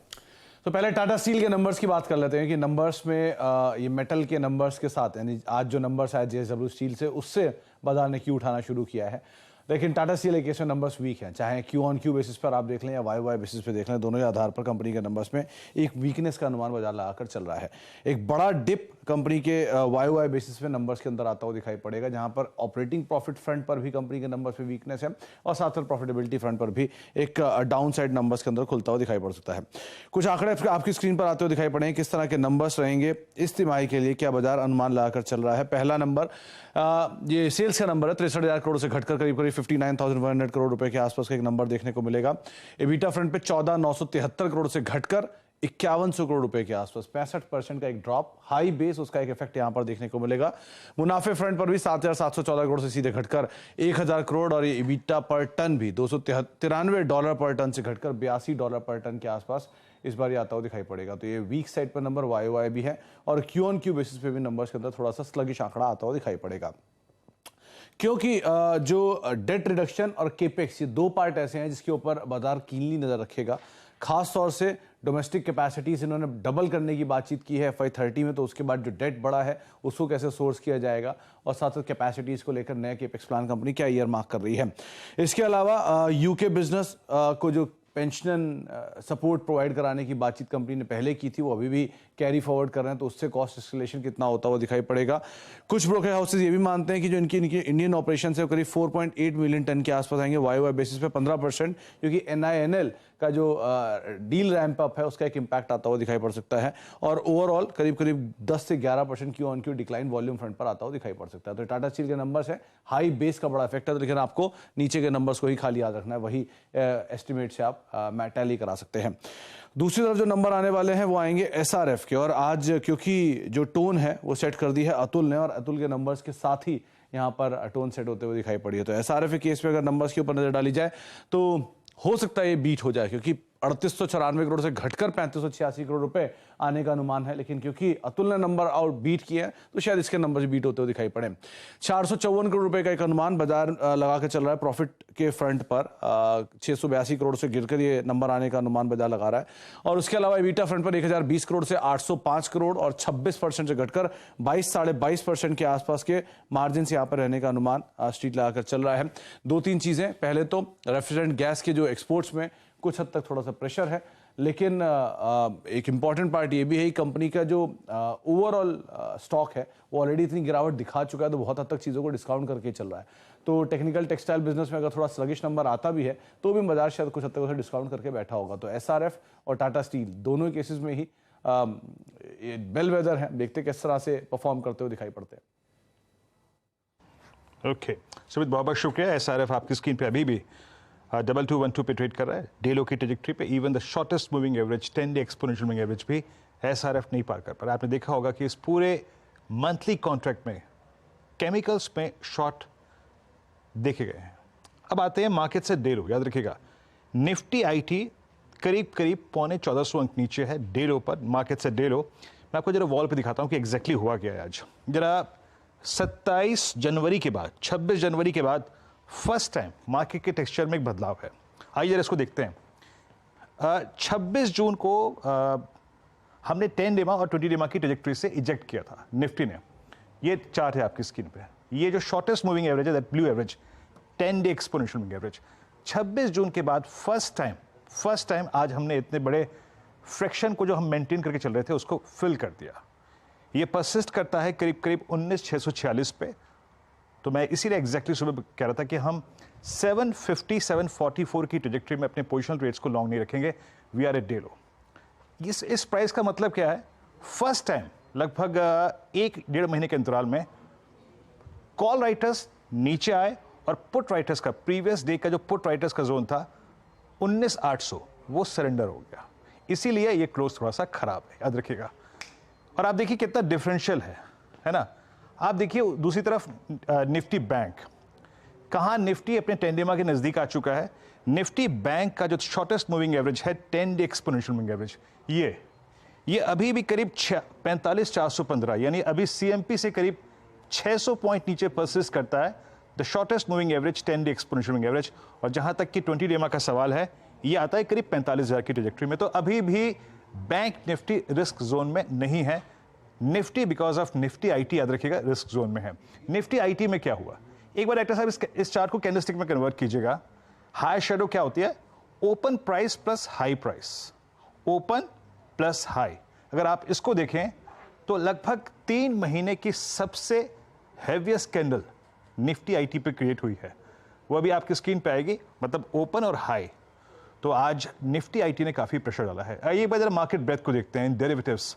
और जो पेन मेरे स्क्रीन पे दिखाई दे रहा है ना, वो मैं रखना चाह रहा हूँ। ये देखिए, ये इतनी बड़ी हायर शेडो बहुत दिनों बाद निफ्टी IT में विजिबल है। इस पूरे दौर में कभी भी हायर शेडो वाइल्ड नहीं रही है।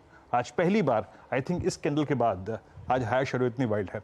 अब आते हैं जरा मार्केट ब्रेथ पर, एक बार लेके आइए डेरिवेटिव्स। मतलब आज निफ्टी IT के इस करीब 1350 पॉइंट के रिट्रेसमेंट ने क्या किया इम्पैक्ट, ये देखिए। शॉर्ट कवरिंग मात्र 45 में, लेकिन ये फिगर मेरे ख्याल से बीते 2 हफ्ते की सबसे हैवीएस्ट फिगर है लॉन्ग अनवाइंडिंग की। प्रॉफिट्स को कैश में कन्वर्ट करने की टेंडेंसी, शॉर्ट 27, शॉर्ट कवरिंग 45 और लॉन्ग सिर्फ 14। आइए देखते हैं कि डैमेज कहां हुआ। बेरिश जो यहां लिखा हुआ है, डैमेज कहां हुआ।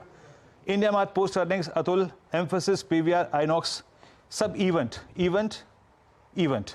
अर्निंग्स, याद रखिएगा। एम्फोसिस भी अर्निंग्स था।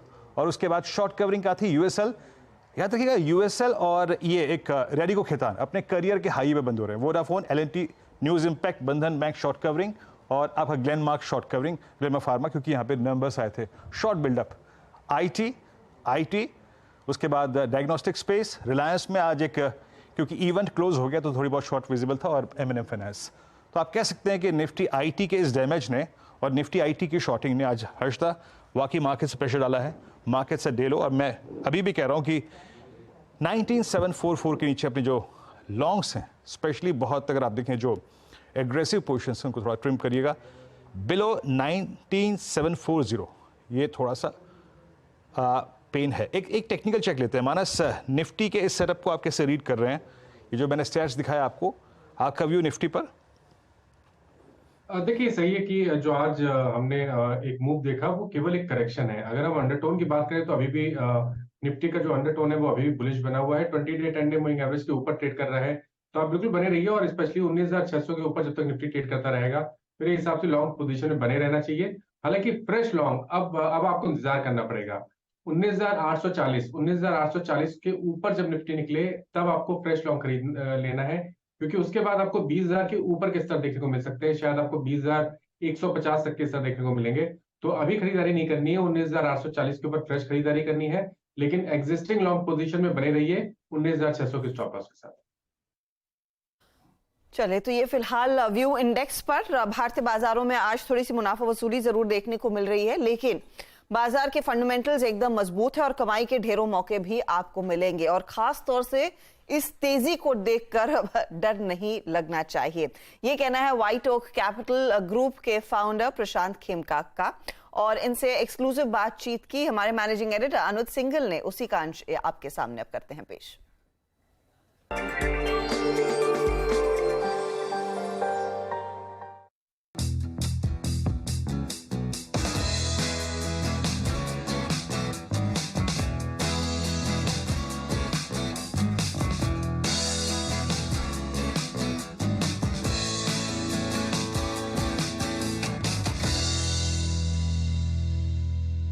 प्रशांत जी, अब मार्केट काफ़ी चल चुका है, वन वे में एक रैली आई है। हालांकि कई लोग कह रहे हैं कि हम क्योंकि स्टार्टिंग पॉइंट एक ले लेते हैं, इसके लिए शायद वो हमारा व्यू कलर कर देता है। 18 महीने पहले भी हम 18,000 समथिंग पर ही थे। आपके हिसाब से जो पेस ऑफ द रैली रही है, इससे थोड़ा डरने की ज़रूरत है, या ये part of the market games, market cycles का पार्ट है? देखिए, मार्केट एक ऐसा मैकेनिज्म है जो extraordinary value over time create करता है, और किया है। इंडियन मार्केट ने किया है, यूएस मार्केट ने किया है, and most of the markets ने किया है, जब some exceptions are there. But इसकी एक ये खूबी है या शॉर्टकमिंग है कि वो स्ट्रेट लाइन में नहीं जाता। हाँ। कई बार बरसों का रिटर्न चंद दिनों में आ जाता है, और कई बार बरसों तक कोई रिटर्न नहीं आता। वो कोई तो एक रिलेटेड सेइंग है ना, पल में युग युग बीत जाते हैं, और नहीं तो सालों तक कुछ नहीं होता, कुछ ऐसा ही कोई है। वैसा वो मार्केट पे बहुत सही बैठता है। तो इसलिए जैसा आपने कहा, 18 महीने पहले भी यही था। अगर आप ट्रेलिंग 5 ईयर, ट्रेलिंग 10 ईयर आप रिटर्न्स देखें तो they are in low double digit range. कुछ दिनों से यहाँ वहाँ हो सकता हूँ मैं, तो that is not a hyperbolic rise of any kind. October 2021 में भी हम करीबन यहीं पे थे। पिछले 5 साल का आप रिटर्न देखो तो वो करीबन 10-11% ही है। तो ऐसी कोई मुझे डर वाली बात आज तो नहीं दिखती। बट हालांकि ये भी कहूँगा, मुझे डर वाली बात कभी दिखती नहीं। ये बहुत अच्छी बात की आपने, एकदम फेयरलेस हैं आप। तो अच्छा, एक जो अब मार्केट को लेकर एक धारणा बन रही है कि अब इलेक्शन की तरफ जा रहे हैं, और आप इन साइकिल्स को आपने काफ़ी अच्छे से स्टडी किया है। तो यहाँ से लेकर अब इलेक्शन तक आपके हिसाब से मार्केट में किन तरीके की साइकिल्स में या किस तरीके के सेक्टर्स में पैसा बनेगा? एक अगर पास्ट हिस्ट्री को एक एनेक्डोटल एविडेंस माना जाए तो देखिए, अगर आप पास्ट हिस्ट्री भी देखोगे तो उसमें से कुछ भी ऐसा निकल कर नहीं आएगा जिससे ये पता चले कि किस सेक्टर्स में निवेश किया जाए अगले 8-9 महीने में। हर बार इलेक्शन के पहले आप दूसरे सेक्टर्स जो होंगे वो परफॉर्म करेंगे या नहीं परफॉर्म करेंगे, तो उससे कुछ ज़्यादा आप विश्लेषण करके फ़ायदा नहीं कर सकते हो अपने क्लाइंट्स का। ओके अच्छा, मैं आपका पोर्टफोलियो देख रहा था, उसमें मुझे एक चीज़ जो स्टैंड आउट कर रही थी कि आपके सभी पोर्टफोलियोज में अक्रॉस द बोर्ड जो टॉप होल्डिंग्स हैं उसमें जो दो इंडिया के सबसे बड़े बैंक्स हैं, प्राइवेट बैंक्स, HDFC बैंक और ICICI बैंक। ऑब्वियसली बैंकों ने बहुत पैसा बना के दिया, प्राइवेट बैंकों ने, और पिछले 2 डेकेड्स में HDFC बैंक से बड़ा वेल्थ क्रिएटर कोई रहा नहीं है। लेकिन क्या इस बेस पर, इस साइज पर ये स्टॉक्स आगे भी उसी तरीके से कंपाउंडिंग कर सकते हैं? बिल्कुल, आपने बहुत मज़ेदार बात है कि आपने अभी अपने इलेक्शन की अपर सर्किट लोअर सर्किट की बात की और आपने 2 बैंकों का बात किया। मुझे याद आ गई 2004 में जब लोअर सर्किट लगी थी तो ADRs भी 10, 15, 20% डाउन थे, और ये 2 HDFC बैंक और ICICI बैंक के जो ADRs है वहाँ पे जो भी बचा कुचा पैसा ऑलरेडी इंडियन मार्केट में नहीं लगा था वो मैंने इन दोनों ADRs में तब भी लगाया था। तो इसका अगर मैं आगे इसको लूँ तो ये कहना चाहूँगा कि हमें, हमारी टीम को financial sector, private sector, financial sector, obviously banks है, नॉन बैंक्स फाइनेंसिंग कंपनीज है, and also non lending companies है, market intermediaries, in segments of the market में हमेशा काफ़ी अच्छी निवेश की अपॉर्चुनिटीज़ मिली है। अपॉर्चुनिटी मार्केट में देखने को मिल रही है, लेकिन आज बाजार में अपॉर्चुनिटी मुनाफा वसूली की बनती हुई दिखाई दी है। फटाफट से आपके लिए इंडेक्स का हाल स्क्रीन पर लेकर आएंगे। 19,741 के आसपास, डे लो के आसपास ही हम मंडरा रहे हैं, और निफ्टी बैंक 100 पॉइंट नीचे, मिड कैप इंडेक्स भी 100 पॉइंट नीचे ही ट्रेड करता हुआ दिखाई दे रहा है। इस बीच डीलिंग रूम में क्या स्थिति उभर कर आ रही है उसका जायजा ले लेते हैं। यतिन हमारे साथ जुड़ गए हैं। यतिन, बताइए। हर्षदा, देखिए 2 स्टॉक्स जो आज डीलर्स फोकस कर रहे हैं शॉर्ट साइड पे। सबसे पहले टाइटन, और थोड़ी बहुत वीकनेस है यहाँ, ओपन इंटरेस्ट में 1-2% का एडिशन हुआ है जो इंडिकेट कर रहा है फ्रेश शॉर्ट्स आज के सत्र में भी बनते हुए दिखाई पड़ रहे हैं। डीलर्स का मानना यह है 2950 तक के डाउनसाइड से यहाँ आप शॉर्ट सेल कर सकते हैं। अगर हम फ्यूचर्स की बात करें तो थोड़े बहुत प्रीमियम पे अभी ट्रेड कर रहा है फ्यूचर्स, तो शायद यहाँ से 40-50 रुपये की डाउनसाइड बन सकती है, ऐसा डीलर्स का मानना है STBT के तरीके से। दूसरा स्टॉक जो आज वीक है वो वेदांता, और इसके पहले भी डीलर्स शॉर्ट सेल रिकमेंड कर रहे थे। स्टॉक में वीकनेस है ही, और डीलर्स का मानना यह है कि जो एनुअल रिपोर्ट आई है यहाँ कर्ज में वृद्धि आपको बढ़ती हुई नजर पड़ रही है, जिसके कारण शायद यहाँ से थोड़ा बहुत प्रेशर भी बनता दिखाई पड़े। ओपन इंटरेस्ट लगभग 2% से बढ़ा है, और डीलर्स को लगता है पोजिशनली स्टॉक में 10 से 12 रुपये का डाउनटिक हो सकता है, यानी यहाँ से 4 से 5% की डाउनसाइड डीलर्स एक्सपेक्ट कर रहे हैं। ओके, तो वेदांत और टाइटन, इन दोनों स्टॉक्स की सबसे ज्यादा चर्चा हो रही है, और दोनों ही काउंटर्स आपकी स्क्रीन पर अब आ जाएंगे जहां पर दबाव का ही ट्रेड देखने को मिला है। शुक्रिया यातिन इस अपडेट के लिए। चलिए हमारे जानकारों को अब जोड़ना शुरू करते हैं। STBT या BTST, कविता, तेजी या मंदी? मैं डिफरेंस से लेकर जाना चाहूंगी, दैट इज औरो फार्मा पर एक बाय ट्रेड इनिशिएट करेंगे। 780 के लेवल्स पर है। As per the price projection जो फॉर्मेशंस बने हैं, मुझे लगता है 795, 815 के टारगेट्स के लिए औरो pharma can go upside. Stop loss जो मेंटेन करना चाहिए वो 767 का मेंटेन करेंगे। सो औरो फार्मा विल बी थोड़ा सा डिफेंसिव ट्रेड औरो फार्मा के साथ जाना पसंद कर रही हैं इस समय कविता। गावा साहब, आपका ट्रेड? मेरा ट्रेड है अशोक लेलैंड। उसका रीजन ये है कि पिछले हफ्ते में बात की थी, इसका टारगेट था 180, वो अचीव हो चुका। अब जैसे ब्रेकआउट मिला है अशोक लेलैंड का 180 के बाद, अब तो लगता है ये 200 की तरफ जा रहा है, मैटर ऑफ टाइम। ट्रेड कर रहा है 180, 185 के आसपास, स्टॉप होगा 175 का, पहला टारगेट रहेगा 190, फिर उसको छोड़ देना चाहिए, फिर 120, 200 भी पॉसिबल है अशोक लेलैंड। ये लॉन्ग पुल ट्रेड है अशोक लेलैंड। बिल्कुल, structure strong, all time high, typical rounding bottom का ब्रेकआउट, और सबसे बेहतरीन नंबर्स, और क्या चाहिए। मानस, आपकी कैरी करेंगे मंडे मॉर्निंग के लिए? हाँ, आज बोल सकता हूँ मैं मंडे मॉर्निंग, बताइए। बिल्कुल, तो देखिए श्रीराम फाइनेंस खरीदारी करेंगे। सुबह भी मैंने इस पर रिकमेंडेशन दिया था, एक बढ़िया सा मूव भी देखने को मिला। इंटरडे सेशन में आज करेक्ट हुआ है स्टॉक। आई थिंक यहाँ पर एक BTST कॉल की तरह है, इस ट्रेड को लेके जाना चाहिए। फ्यूचर में आप खरीदारी कर सकते हैं, 1835 के भाव चल रहे हैं, 1804 के स्टॉप लॉस से आप खरीदारी करिए, और मंडे के लिए 1900 रुपए के टारगेट सेट करिए। ओके, श्रीराम फाइनेंस, शुरुआत भी मानस ने इसी से की थी, अंत भी मानस इसी से कर रहे हैं, है मानस? बिल्कुल, पहला ट्रेड भी यही था ना? जी, फर्स्ट ट्रेड मेरा श्रीराम। अच्छी तरह याद है मुझे, फर्स्ट ट्रेड भी था, लास्ट ट्रेड भी यही है। Last trade for the day. Rajesh ji, आपकी कैरी करेंगे? वीरेंद्र जी देखिए, मैं State Bank of India SBI को लेके जाऊंगा। अगर आप ओवरऑल अब बाजार का आज का स्ट्रक्चर देखें तो वीक ही था, लेकिन SBI में कहीं वीकनेस नहीं है। ये अपने दिन के हाईएस्ट लेवल पे आराम से बैठा है। दैट शोज कि यहाँ पे एक रिलेटिव स्ट्रेंथ जो हम देखते हैं वो अच्छी है। तो 616 के आसपास है, 610 का स्टॉप लॉस रखे, और जो टारगेट इसका दिखता है वो है करीबन 628 का। तो ये फिलहाल आपके लिए SBI। तो फाइनेंशियल स्टॉक्स को लेकर थोड़ा सा बायस है। अग्रवाल साहब, आपका कोई ट्रेड जो इस समय लेने की कोशिश की जा सकती है?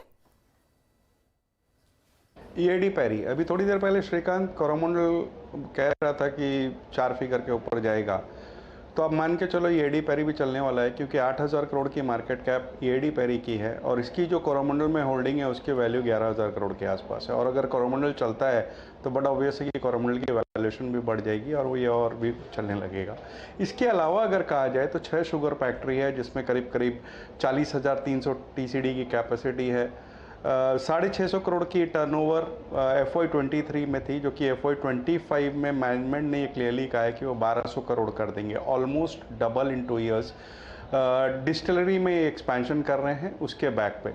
तो मुझे लगता है कि फंडामेंटली अगर देखी जाए तो बहुत स्ट्रांग कंपनी है, बहुत अच्छी पेरेंटेज है, मुरुगुपा ग्रुप को बिलोंग करती है, जहाँ की कॉर्पोरेट गवर्नेंस का कोई मुद्दा नहीं है, इंटरेस्ट कॉस्ट कम हो रहे हैं, डेट रिडक्शन पे कंपनी का जोर है, सारे पायदान पे खरी उतरती है। मुझे लगता है यहाँ ध्यान देनी चाहिए। शुगर का प्ले भी हो सकता है और कोरोमंडल के द्वारा फर्टिलाइज़र का प्ले भी हो सकता है, कि दोनों लिहाज से ये कंपनी में आप निवेश कर सकते हैं। मौजूदा स्तर से 20-22% की बढ़त आगे आने वाले 2 क्वार्टर्स में बिल्कुल संभव है। पैरी पर ध्यान दीजिए, 1% ऊपर। और पिछले 2 दिनों से, आज और कल में हमने देखा है ये शुगर कंपनियों में अच्छी तेजी देखने को मिली। मिसाल के तौर पर आप धामपुर चीनी का ही स्टॉक देख ले, वहां पर भी आज के दिन जहां ज्यादातर मार्केट पर प्रेशर है, खरीदारी के अंश साफ बनते हुए दिखाई दिए। 1% ऊपर नहीं, इनफैक्ट 4% ऊपर वो स्टॉक ट्रेड करता हुआ 287 के आसपास क्लोज दिखा रहा है। तो ये इनफैक्ट एक इंटरेस्टिंग पॉकेट ऑफ स्ट्रेंथ साफ उभरा है। कोशिश तो भरपूर की है निफ्टी बैंक ने डेज लो से दूरी बनाने की, लेकिन आज का क्लोज नेली 60-70 पॉइंट्स नीचे रहेगा जिस तरह का हाल है। अच्छा, आखिरी कुछ मिनटों में थोड़ी सी पोजीशंस कवर करने की कोशिश, और मैं कोशिश इसीलिए कह रही हूँ क्योंकि अगर आप इन्फोसिस का अभी भी स्टॉक देखेंगे वो 8% नीचे है, लेकिन पिछले 5-6 मिनटों में कोशिश हो रही है नेशनल लेवल से थोड़ी सी रिकवरी आने की।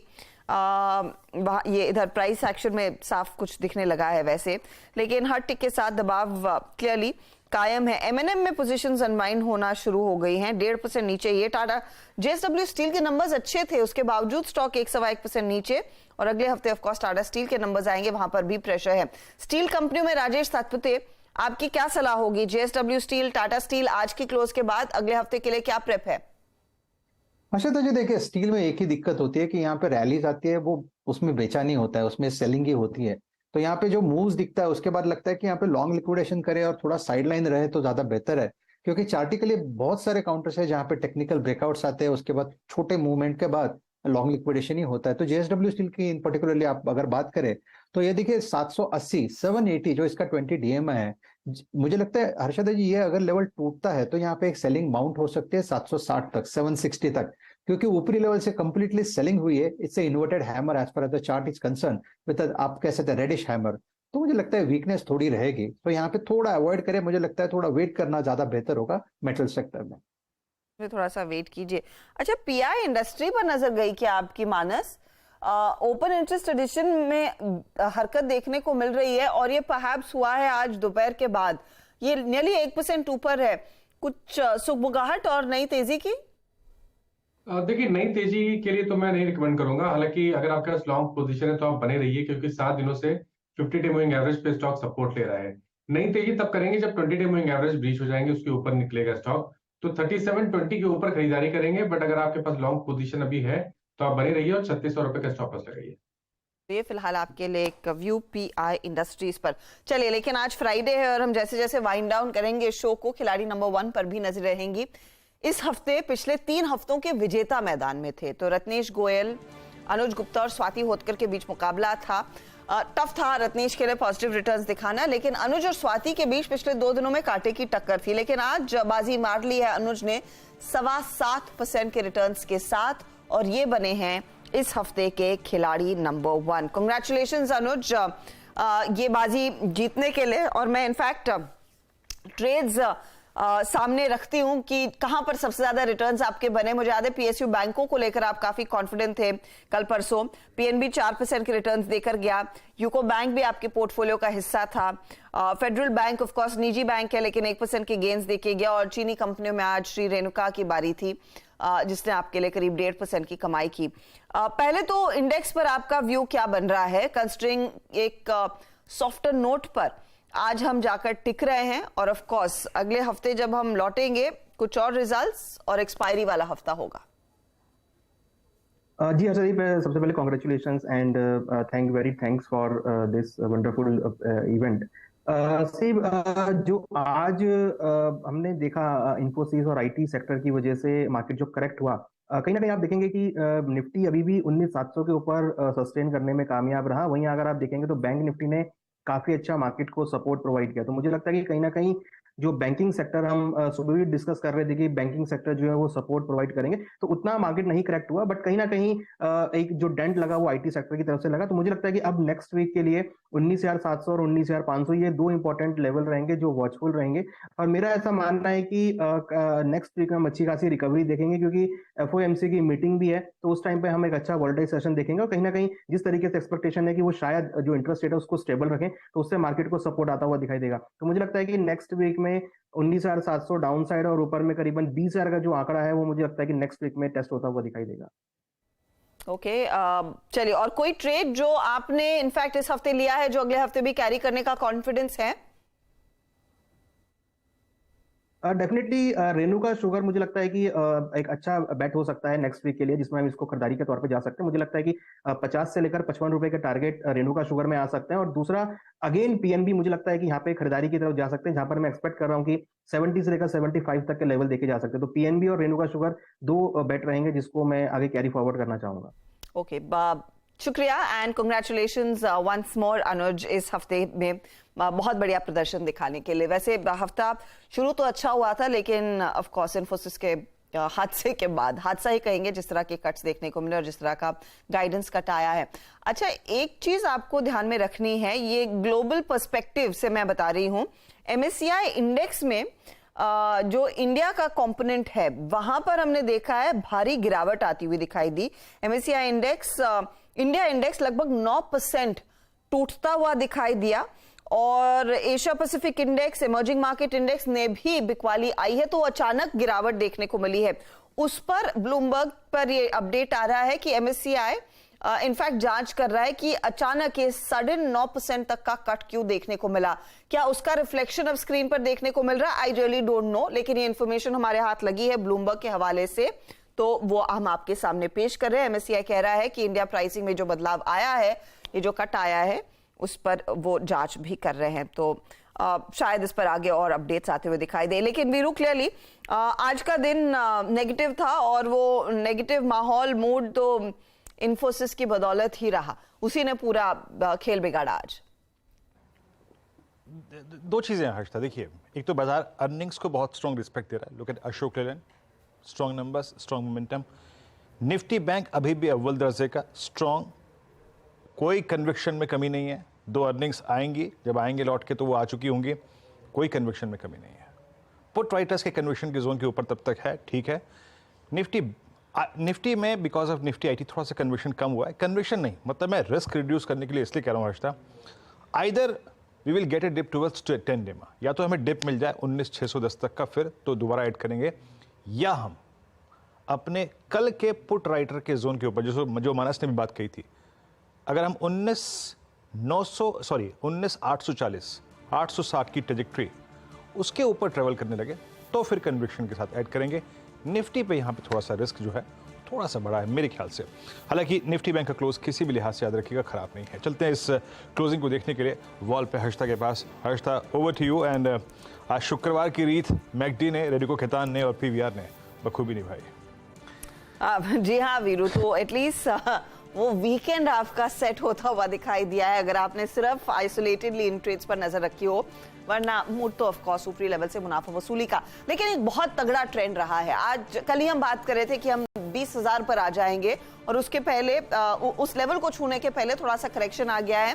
ठीक है, 200 पॉइंट की नरमी देखने को मिल रही है निफ्टी 50 में। निफ्टी बैंक 45 अंक नीचे, डे लो से यहां पर रिकवरी जरूर देखी गई, वो सराहनीय है। लेकिन 1200 पॉइंट का कट निफ्टी आईटी में, 3% की गिरावट यहां पर। और सबसे बड़ा कल्प्रिट जो है वो है इन्फोसिस का स्टॉक, जो आज 7-8% के नुकसान पर जाकर टिकता हुआ दिखाई दिया है। और इन्फी को देखकर हमने देखा HCL, Tech Mahindra, TCS, Wipro, इन सारे काउंटर्स में भी दबाव बनता दिखाई दिया। तो आज आईटी में आप कह सकते हैं कलिंग हुई है, एक तरफा हाथ साफ किया गया है बिकवाली की तरफ। परसिस्टेंट जैसे ट्रेड्स भी थे जहां पर हमने देखा सेल साइड की पोजीशंस ऑफ कोर्स मल्टीप्लाई होती हुई दिखाई दी, तो वो इनफैक्ट एक कमजोर कड़ी थी। रिलायंस इंडस्ट्रीज नंबर से पहले हमने देखा कुछ कंसोलिडेट करता हुआ। HUL वॉल्यूम ग्रोथ बाजार को पसंद नहीं आई तो वहां पर दबाव देखने को मिला। लेकिन तेजी के आंकड़े भी आपके सामने कुछ स्टॉक्स लेकर आते हैं जहां पर रनअवे गेन्स देखने को मिले हैं।